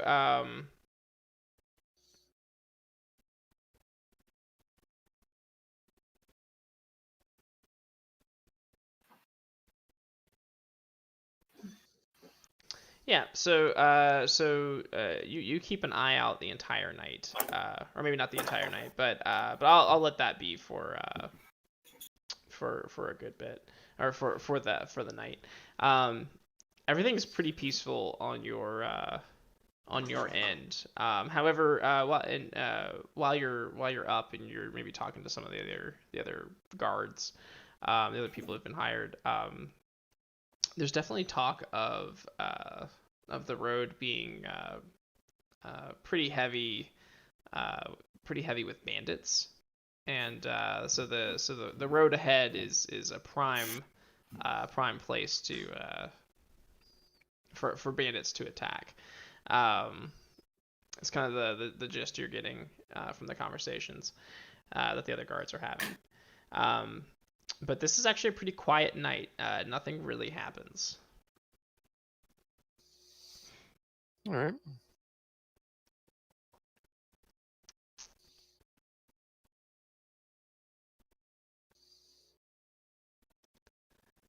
And let's see. So we got 1, 2. So I think we'll pick up next with how many days do we want to go? My broken heart. Broken like your loot. How will I ever recover? So let's get a couple days up ahead here, and we'll kind of like zoom back in on so a couple days later. So this is the place where off the path is the place that the gnome wants you to go, and Aziz, you've been keeping an eye on your tail, and over the past couple days, you've definitely seen the giant on the horizon at least one more time after you guys have traveled. So we're being followed by the giant.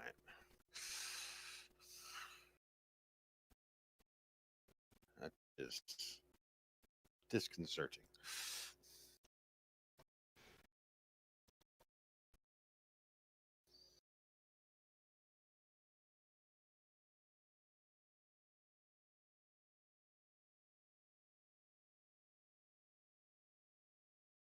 Oops.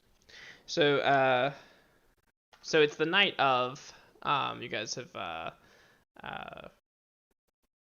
settled for camp. Everybody's sort of like winding down, and the wagons have been circled. Hera is still keeping a close eye on Rook. Oh, see that yet? I think eventually she would have she would have found you again. But what about Okay. me? She's had it about like up to here with Harrison's requests for attention, and has even threatened Harrison with her blade, like full blade drawn, and What a especially woman. after one particularly saucy remark. She red in the face. She brandished her blade at you, and she told Harold that if he didn't keep Harrison in check, she was going to slice him in twain. I will not be held responsible for this man does with his, jewels. I'll go hang out with Nana. I can take a hint. Everybody else likes me just fine. They do?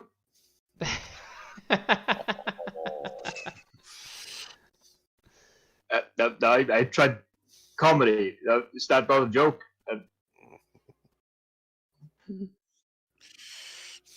Yeah. So on this night, Harold the gnome has back in her babushka outfit. She has sought you out as the sun has dipped into the sky, and she says, "Are we still on for tonight?" Oh my. I want to talk about saucy. Is the rest of my companions around me, or are they? They can be somewhere if they else? like to be. Yeah, because I think I would have told them all about this. So I would look to everyone and ask them, like, are you all on for this? Even though Although it might be dangerous. if Rook is there, Hera is also there. That is the problem.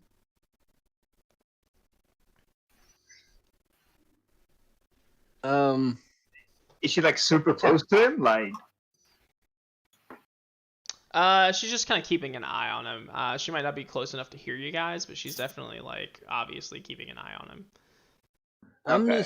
I'm moving all around. I'm trying to wear her down.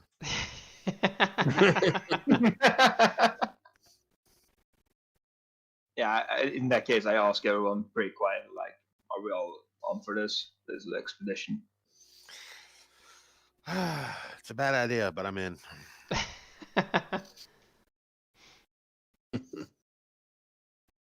Harrison, your loot's on the line here. Huh? What? What is it? I was watching Hera. My bad.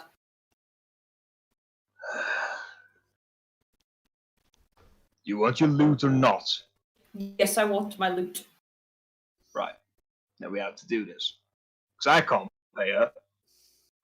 I can't pay her either.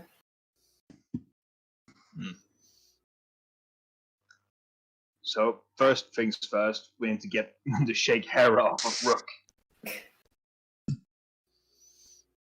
And I don't think you can do that, because I think you'll get something sliced off, and I think you want to keep that thing.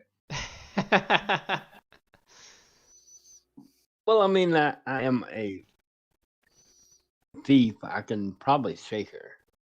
It's my second most used instrument.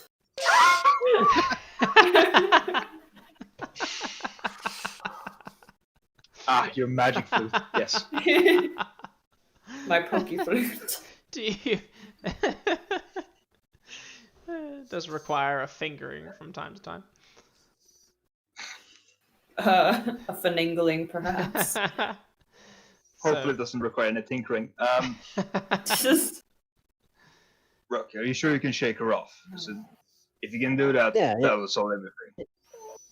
Yeah, I can shake her off. Yeah. So maybe it would be a defy danger. Yeah. Even if she's not necessarily trying to kill you. So what's the plan? How's everybody gonna move? I think everyone except for Rook would separate away from the area, and Rook would try and make an escape route and meet up with us. I think that's a pretty good plan. I'll be right back. I very loudly announce I am leaving the camp. No, I'm kidding. I'm going to go take a wee.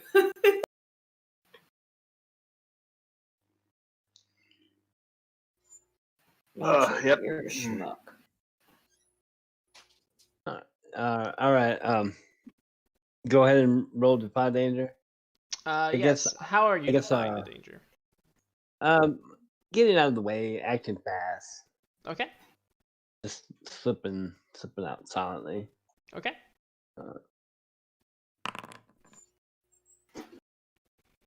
Oh, hey. The scribe came in and subbed. Oh, sweet. What's up, Scribe?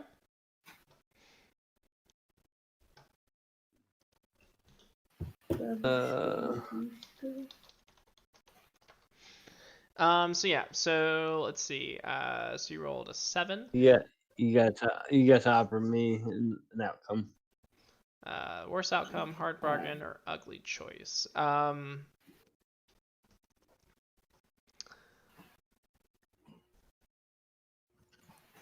So I think you can.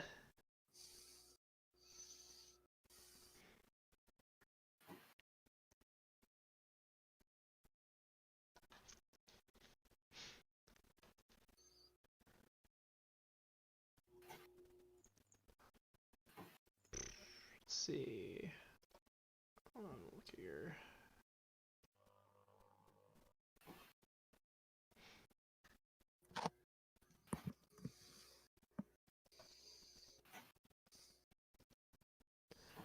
So I will let you I'll let you have it. Like you can slip away, but I'm gonna say that the perfect moment to slip away when her gaze is averted, you have to leave your adventuring gear behind. Okay. It's just like the perfect moment. Like you don't have all your stuff on you at the moment, and like you've set your backpack down, and taking it with you will attract the attention that you don't want to attract. Ooh, you know what I would think? That's fair. Like he sets up like a little like his sleeping bag. He like puts his adventuring gear in there to make it seem like he's laying there. Sure. I love it. So okay. So yeah, and then Nana is waiting for you at the edge of the camp along with everybody else, and she is going to she's going to rub her palms together, and her palms will begin to glow, and she creates this like small orb of light which she sort of pushes out in front of her, and it provides a dim sort of silvery blue light. And she says, "Follow me. I think it's this way." All right. I will follow. Likewise. Oh, Nana, you're so awesome.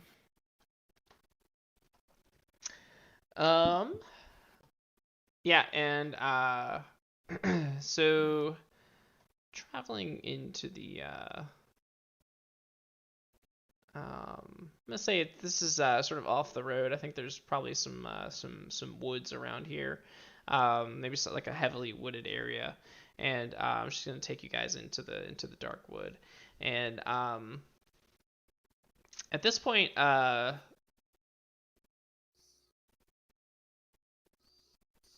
there are sounds sort of happening all around. It's quite dark. I don't know if how do you guys move through the through this scenario, like through this dark wood and this possibly dangerous environment? Does anybody ever feel like they're being watched? I'm like peering over my shoulder every 5 seconds. Oh, you're definitely being watched. No, don't tell me that. We're never. We're always watched. Why do you have to be so scary? Whether it be a living creature or the gods were always watched. Oh, Harold, I can see how you would, Nana. Isn't that right, Nana? And she says, Is Nana still holding the loot? Or having the loot on her? No, it's back at her wagon. Okay. But she's moving down the path. She's quite spry as well. Like if there's like a root sort of sticking out of the way, she can kind of jump over it a little bit quite easily. Does she have like a cane too? So it even seems even more like what the hell? She doesn't have a cane, but she's like kind of hunched over, and she's like a very tiny old lady, and like all garbed up and stuff, and but yeah, so she's moving through the woods here.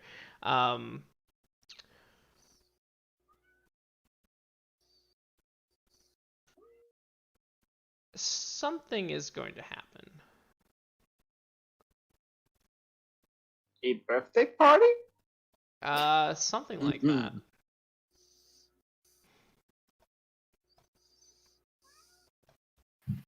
Just gumdrops and jelly beans. Sunshine and rainbows. Not chill. A gruff voice is going to Another cat. A gruff voice is going to shout out from the darkness. That's far enough. I'm not going to say anything, but I'm readying myself.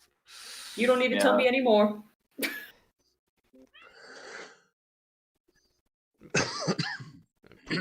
Put down your valuables and leave with your life while you still can. It's that kind of party. I've got 15 arrows trained on all of you.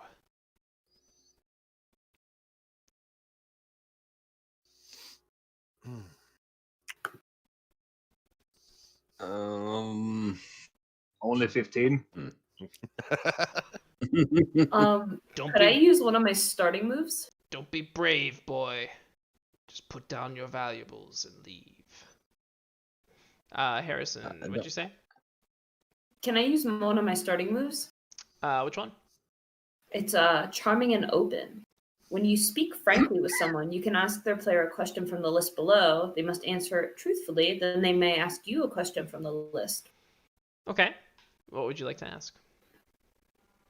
I would like to ask him. Is it him? Yeah, it's a gruff voice. Sounds like a him. How can I get you to allow us to pass?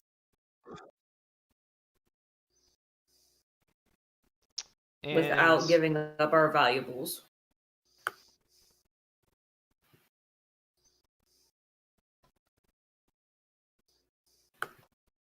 Oops. And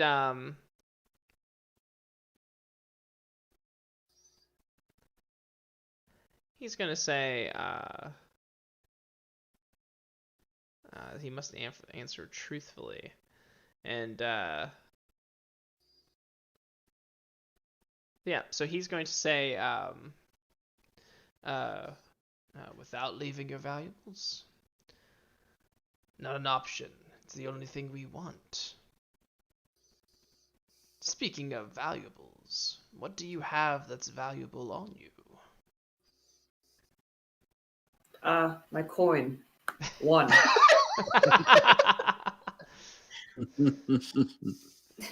So put and it I on, guess my clothes. Yeah, so put it on the ground. What kind of a bad lot to?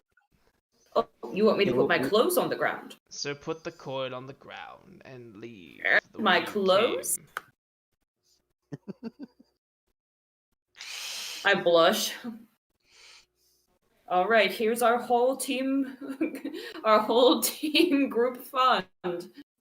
We're not exactly the best lot to rob. Yeah, there ain't much to take. Nana, beat him up. Nana is she's hiding behind Harold. Oh, Oh, of course she is. she's touching his muscles. She's wide-eyed and scared. Why don't you show yourself first? And he says, "You've dropped the coin. Now get out of here. Don't come back. This isn't the place for the likes of you." I'm gonna kind of tilt my head at that. Yeah, same. The likes of you. Yeah, I'll tilt my head at that too, just to copy them. I'll see. I'll see that the druid does it, and then the barbarian, and then I'll go.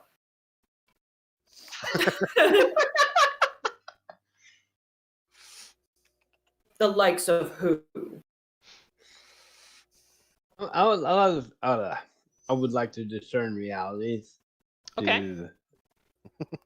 I guess to see how many if it really is dire it seems, or he says. Roll wisdom, or roll discern realities. Look at this cat. Well, that's my first experience. There's your first experience point. And then, so coming up the path behind you, you're gonna hear this like this stomping and this cursing, and into your clearing, like cutting down like a branch off of a tree and stepping into the clearing, is like a covered in like twigs and leaves and stuff, is Hera, and she looks pissed, and she says, "Ha!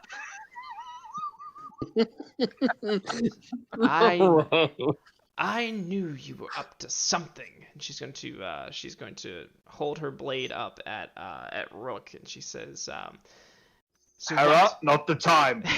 "Oh no, this is the perfect time." And she says, "All of you are coming back to the caravan with me, and I'm putting you under arrest for conspiracy." I knew you'd come for me. And she like pushes you All down. right, see bandits. An arrow. Meet Hera, see bandits. An arrow is going to fly towards the group. It looks like it's going towards Nana.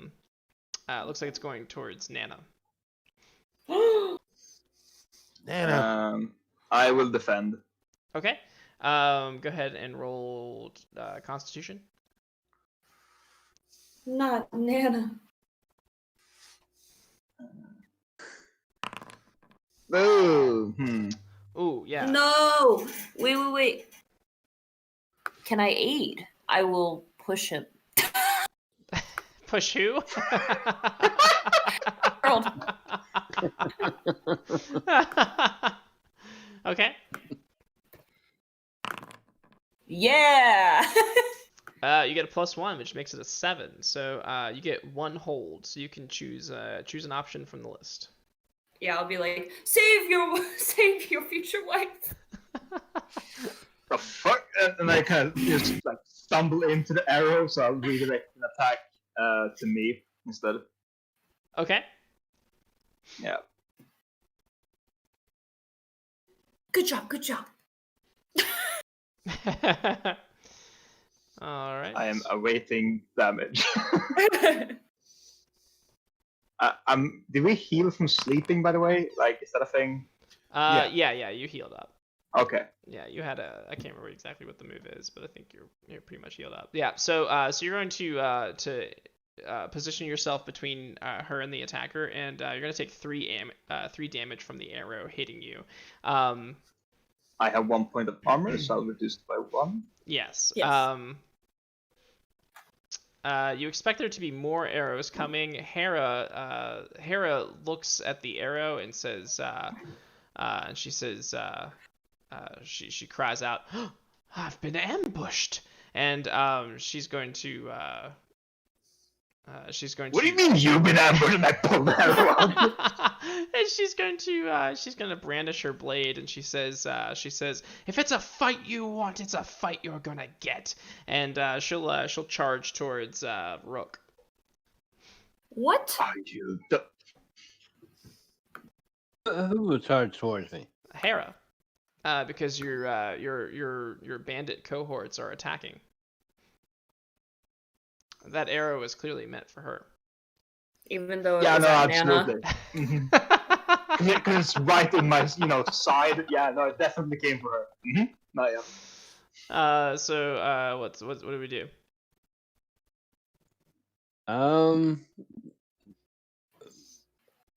Defy danger.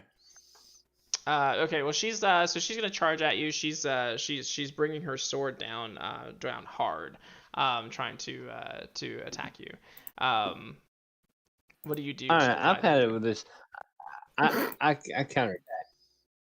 I'm just gonna take my chances. Hack and slash. Yeah. Okay. You deal your damage to the enemy, and the enemy makes an attack against you as well. So go ahead and roll your damage. All right.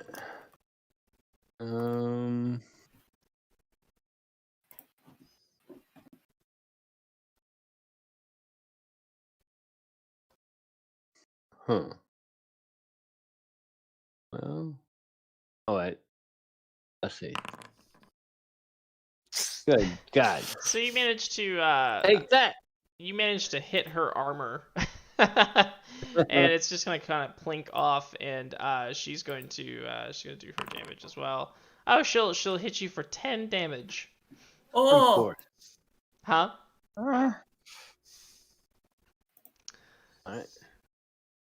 So that's 9 damage. They got 1 armor. Okay.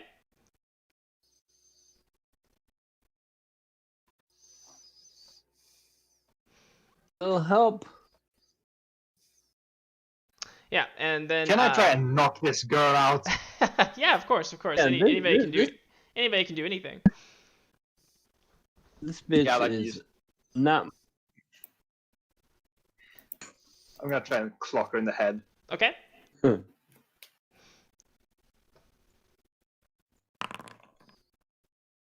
Say it, at least. She hits me back. So this is a hack and slash. Yeah. Okay, yeah. So what do you do when you attack? I just go for a straight punch on the shin. Just try and knock her out. Okay, so come up and you'll hit her for 7. Her armor will absorb most of the blow, and she will. Oh, should I roll damage or not? Oh, did you not roll damage? no, that was the, No, the hit. Oh yeah. Sorry. 7. Yeah, you exchange damage. So go ahead and roll damage. Oh, 9. Nice. Yeah. So her armor will absorb some of the damage, and then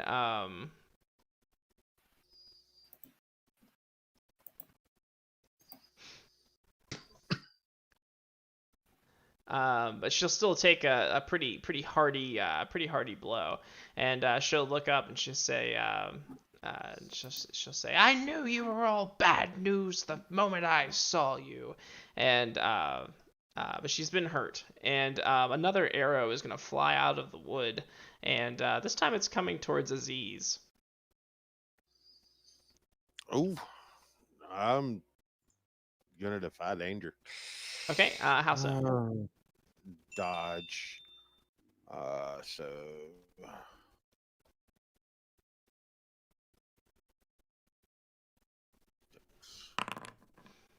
Nice. Nice. I'm never gonna level up. Just like in Monster Hearts. Yes. So you dodge the arrow and it like sticks into a tree behind you.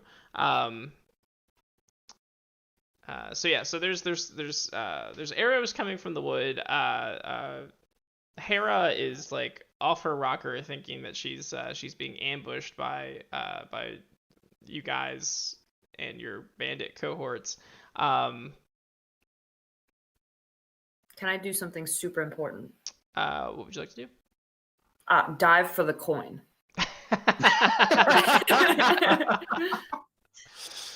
That So- is all of our riches, to be fair. So you go to dive for the coin, and amidst all the action and confusion, by the light of Nana, you can see the coin on the ground. When you reach for it, you see that someone else is also reaching for it. An elf. Nobby Little Heavily. No, it's an it's maybe if you're reaching for it as well. But it's an elf.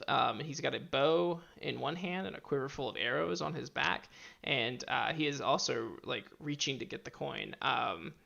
You guys can see each other at that moment. What do you do? Finders keepers. So he's going to he's lunging for the coin as well. He's going to try to fight you for it. And Don't make me roll. yeah, and he'll just kind of like go to sort of push you out of the way. Is it just like a contest of like strength or dex, or do I have to defy danger? What? I do I guess roll here? I guess it depends on how you want to deal with him coming at you and pushing you. I just kind of want to be quicker. Okay. So defy danger or dexterity.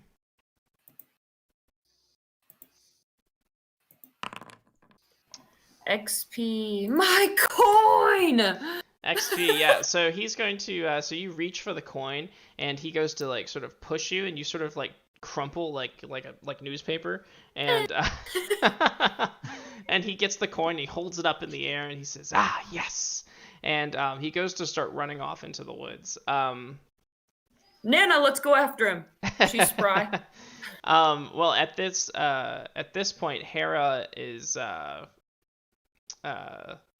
sort of rising back up. Harold, you're the one who attacked Hera. She's going to Real quick, am I allowed to do my starting move real quick as well too, or not? Yeah, absolutely. Okay, I want to go ahead and do an arcane art. I know I saw Rook get cut down, so I want to see if I can. Apparently, I can't do anything. Just another XP. I was gonna try and heal him, but I can't. Oh, okay. Yeah. So I'm like, I'll heal you. Just kidding. And so actually, you'll heal, but you'll actually end up healing Hera. What? I don't want to so roll go that. ahead and roll a d8. She only gets 3. Yeah, so you'll heal Hera, and That's BS. And she'll kind of look. Harrison, take your boner and go somewhere else. I lost my coin. And so does anybody want to do anything about the thief who's running away? Yes, I wanted to shapeshift into a cheetah. Oh shit. Okay. Hell yeah. Go ahead and roll for it. All right, you get what, 2 move or 2 hold, and 2 hold. Does the sheet have any cheetah moves? The cheetah move is to move faster than any non-magical mammal. And so, would you like to spend a hold to do that? Yes. All right, so you can easily catch up with the thief in no time, and maybe even pounce and pin him to the ground. He'll immediately start begging for his life, and what do you do?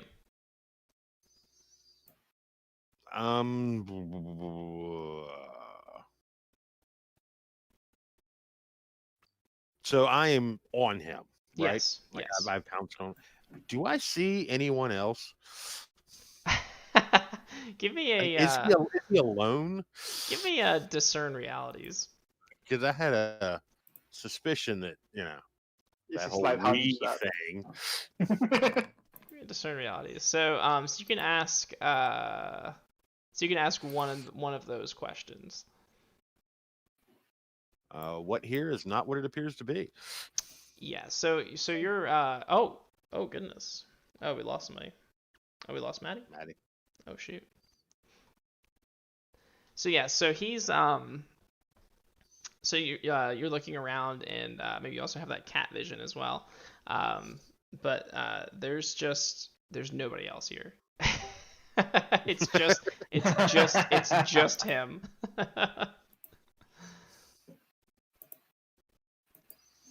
Discord crashed on me, sorry. It's fine. A likely story. Harrison crumpled like a newspaper. Yeah, it's just him. So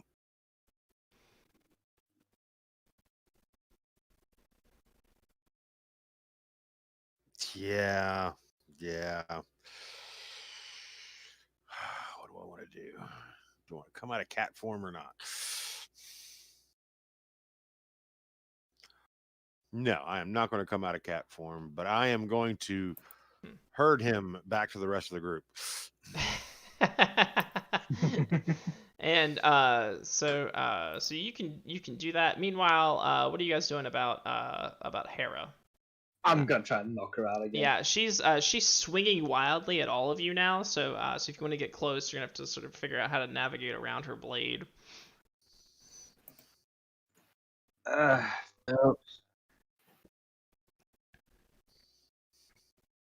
will back up and volley. Take a shot with my bow. Okay.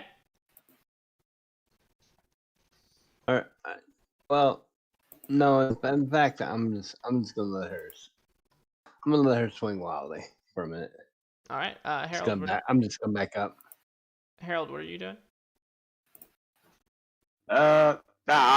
If I have to take a hit, I'll take a hit. I will go in to try and knock her out again. Okay. Just you can defy danger if you like. I just want to know, like, fictionally how you do it. Like, do you block her attack, or do you like sort of? Yeah, I think like one hand, like trying to grab her arm and like pull it away so I can go in for. So that sounds like strength to me. So so roll defy danger with strength.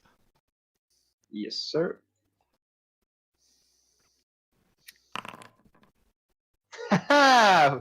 XP.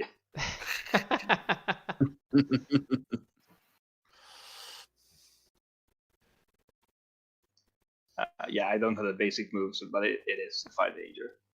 So so you go in, but you and I guess you weren't expecting her to be as quick as she actually is.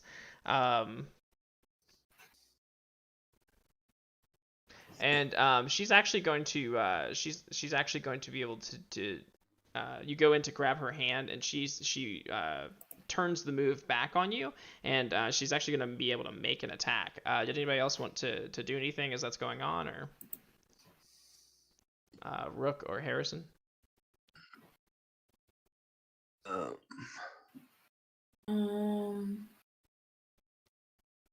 I guess so. I guess I will. No. I kind of want to chase after the thief. I can't get my backstab move in, can I? So I guess I'll just follow it. What's the criteria for it? Surprised or defenseless. Correct. So so basically, though, this would be like either helping Harold or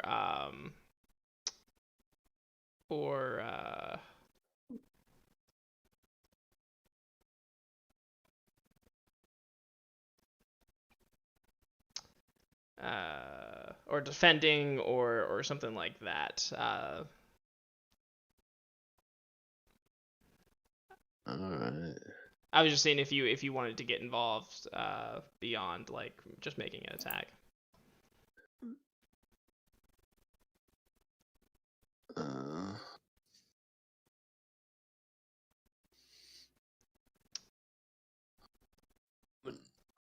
Now, what's happening to Harold? Harold tried to get in for an attack against Hera, but failed to do so, and so he's going to take the brunt of her damage. And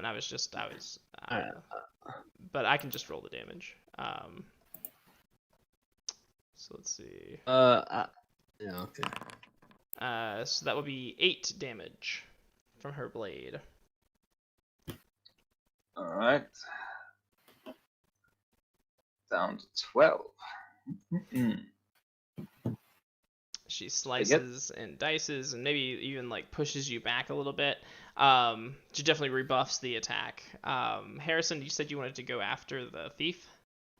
Yes. Okay, so if you move, if you go to scramble after the thief, you're actually going to come face to face with a cheetah coming out of the woods with the thief in some form or fashion, I believe. Oh, it's just Aziz. Oh yeah, and you might be able to see the jeweled eyes as well. Yeah, at first I'll like piss my pants, and then I'll be like, "Oh, Aziz, thank goodness it's you. Where's the coin? Where's the coin?" And as I'm shaking the thief, and I'll have him tear you to shreds. He's actually he's super rattled, and he's like kind of tearing up a little bit, and he says, "I dropped it. Damn you all to hell." And then Hera is still swinging wildly. I guess she's just like a whirling dervish at this point. She's just like, "I'll never let you take me alive, you damned thieves!" And she's going to be swinging over, maybe even over towards Harrison and the thief. What, bitch? I will defend.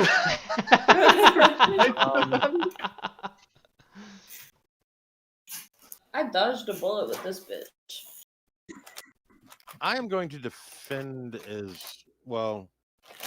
Yeah, I'm going to help take out Hera. Aim squishy. Okay. So who is defending, and who's defending? If you want to, I'll I will stand back. defend to open. I will attempt to open up the attacker to give Harold a +1. All right. Okay. So you have 1 hold to spend, and you can spend it on opening up the attacker. Yes. How do you do that? Basically, just cheat a tackle. Okay. But kind of low to the body, so it kind of throws her off balance. Yeah, absolutely. So she's off kilter now. Harold, if you wanted to do something, you can get a +1 to do it. Oh yeah, I'm going in hacking. There's like 2-handed just over the head, like just to knock it to the ground. Quick Okay. question. Yes. Can forward stack?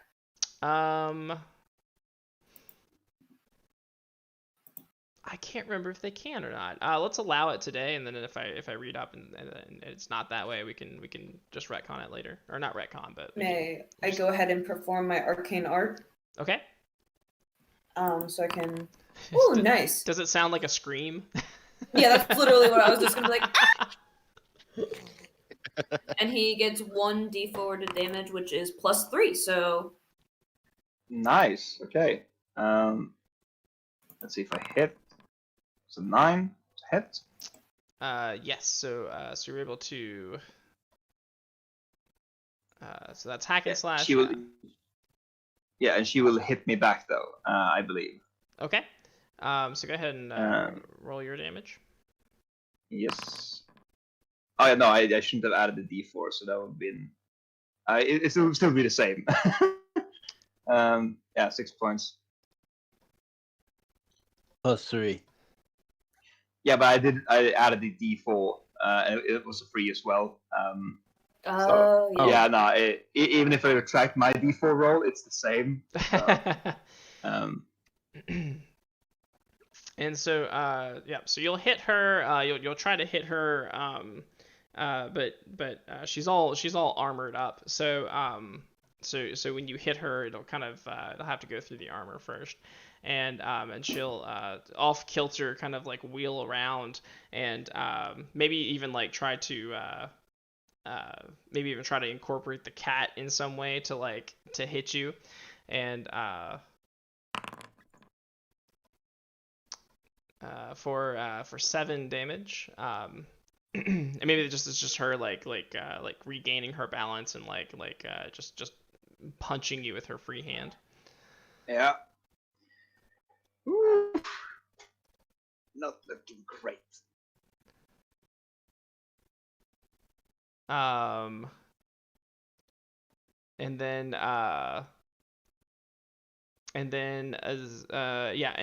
now since Aziz is on top of her, the thief is gonna try to like run away again.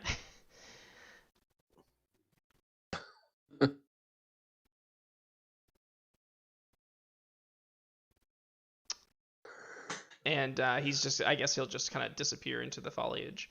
And then Hera will continue to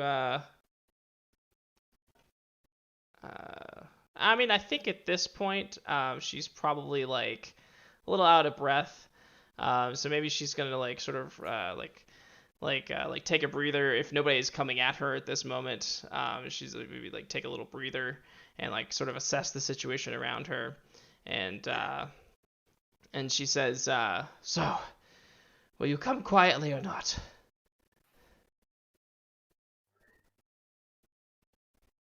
Well, I'm going to pop out of cheetah form. Ah, You just let the thief get away. what do you mean? None of us have bows, dumbass. She says, technically have a bow. she says, your companion. Not our companion. He was trying to rob. Would my companion shoot me in the leg? And I've lost my coin. I'm staring daggers into this woman like I want to kill her. And she points at Rook and she says, but he was trying to steal from the car. What of him? He wasn't trying to steal. He was looking for a comfortable place to sleep. I'm hiding He's behind lazy. Hera. You haven't noticed this yet? I am hiding behind Hera from Harold's anger and then Aziz turning into his fucking ostrich. I'm scared. And so she kind of like, it dawns on her and she's just kind of like, I was mistaken? You were wrong is the word you're looking for. Yes, you were wrong. But you have to admit, he was very suspicious. And she points at Rook. He's So always what? suspicious. What do you have against knobby people? Yeah.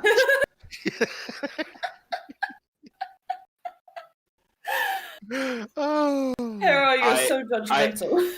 I take a few steps forward and I grab Harrison by the shoulder and pull him to me like in front of Hera. This fucker healed you whilst you were trying to kill me. Do you understand how fucking wrong you were? And she's definitely flushed. She's angry. She's yelling at you back, and she says, "Well, how was I supposed to know? Are you sneaking off into the woods under the cover of night, abandoning your post?" She says, "How was I not to think you were a bunch of thieves planning an attack on the caravan?" How about you took 10 seconds to hear us out? And she says, They're going to make out here in a moment. She says, "Well, I'll hear you out now." Well, thank God you're listening now after we've got Nero in our barbarian. A thief has taken our final and only coin. And Rook has a giant gash in him. No, hold on. You owe this woman no explanation. We will take it up with the person who is paying for our services. And she says, Now step aside, woman. Well, she crosses her arms and she's put away her blade. She crosses her arms. She says, "Yes, let's discuss with Riker how you abandoned your post in the middle of the night, and see how he ducks that. Let's discuss how you tried to kill me when I didn't even draw my blade at you." And I walk you just start walking back to camp. I'm fucking frustrated. Nana, are you okay? And she kind of like appears from behind a tree. She says, I'm a little shaken up, but I think I'm good. Is he coming back? Did you find the coin? Did you find the coin? And she says, no, but I found something else. I found something else. What was it? And she'll point deeper into the woods. And she says, I think we found the ruins. Harold, come back! I'm chasing him back. Hera's like, Harold! Hera turns to Aziz. What ruins? The ruins out here in the woods. Harold! Yeah, he stops, but he's not turning for like 5 seconds. He's just. Don't let Hera get you down. Turn that smile out of a frown. I headbutt my friendly body. Not to deal damage, but to assert that it's enough. There are no words from me for a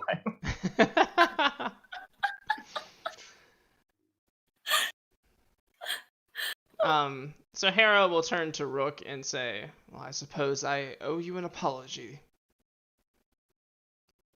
Never mind. Never mind. She owes you a roast It's all- chicken. She says, Yeah, it's all good. even though think you nothing were of it. acting suspicious. I accept your apology. I walk back with Harrison and like screaming a bit too loudly. Now please heal me, I'm bleeding out. Yes, I can heal you. Go ahead and I'm perform on 4 HP, by the way. perform your arcane art. Oh, look at that. Nice. Yeah, that's a 1d8. Now watch the heal. Oh! That's what pretty you good. get when I sing. Sing songs about Harold. Did we all Does get that turn your frown up? Does that turn your frown upside down? It goes from a sour face to a okay, fine. Toss We're a good. heel to your Harold. Oh, valley of HP. And yeah, and so like I said, at this point, Hera has put away her blade. She's apologized to Rook.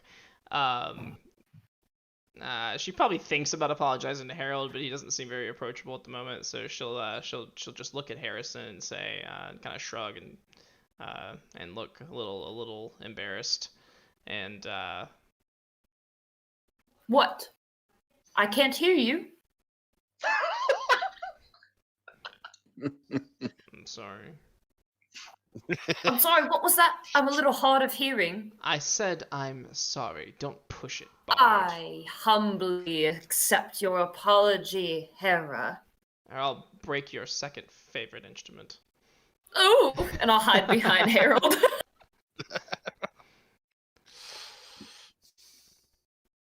And so she says,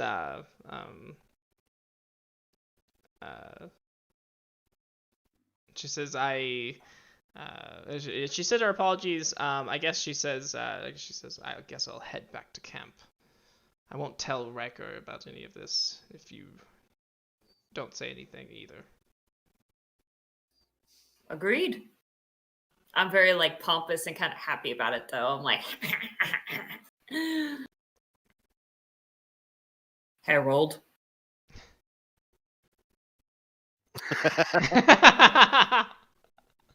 Harold. Tell her you agree. I agree, and I flip her the bird. Harold, that is not proper court manner. We're in the woods. Oh, that's true. She kind of grumbles. She says, I'd take his manners over your court business any day. Well, make sure you're back by sunrise at least. The Go caravan get her, moves. Harold. Go get her, Harold. The caravan moves first thing in the morning. Riker waits for no one, and she'll shuffle off down the trail. Nana comes What's a out. proper bitch? I like her.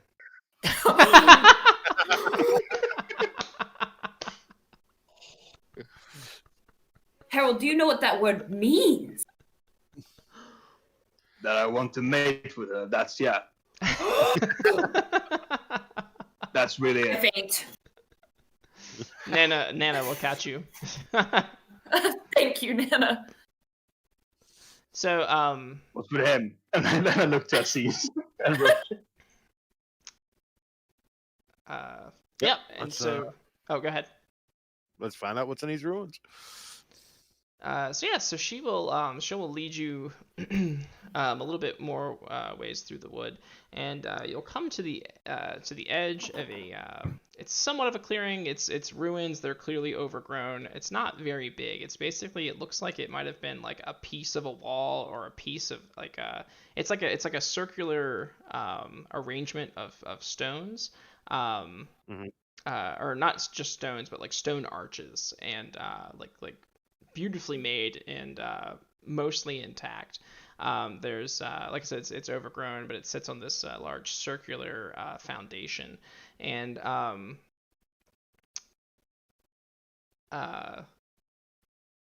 they are not abandoned.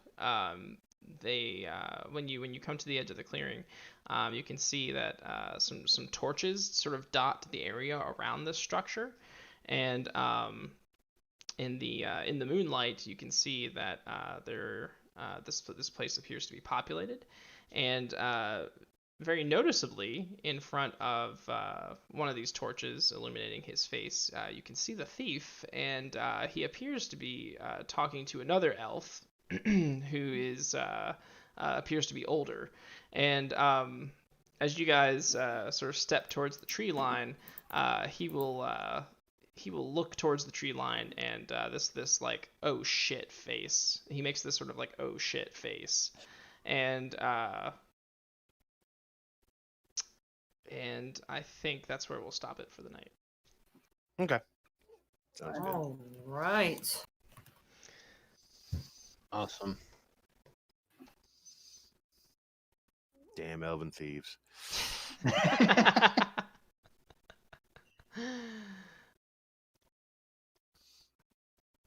Damn caravan guards and their mistakes. Their dedication to justice against the non-humans.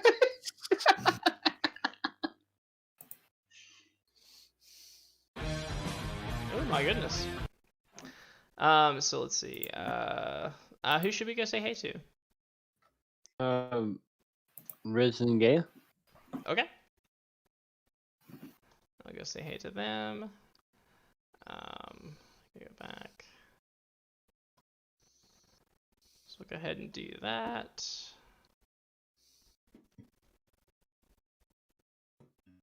Oh my gosh, it's been so long since I've actually done it.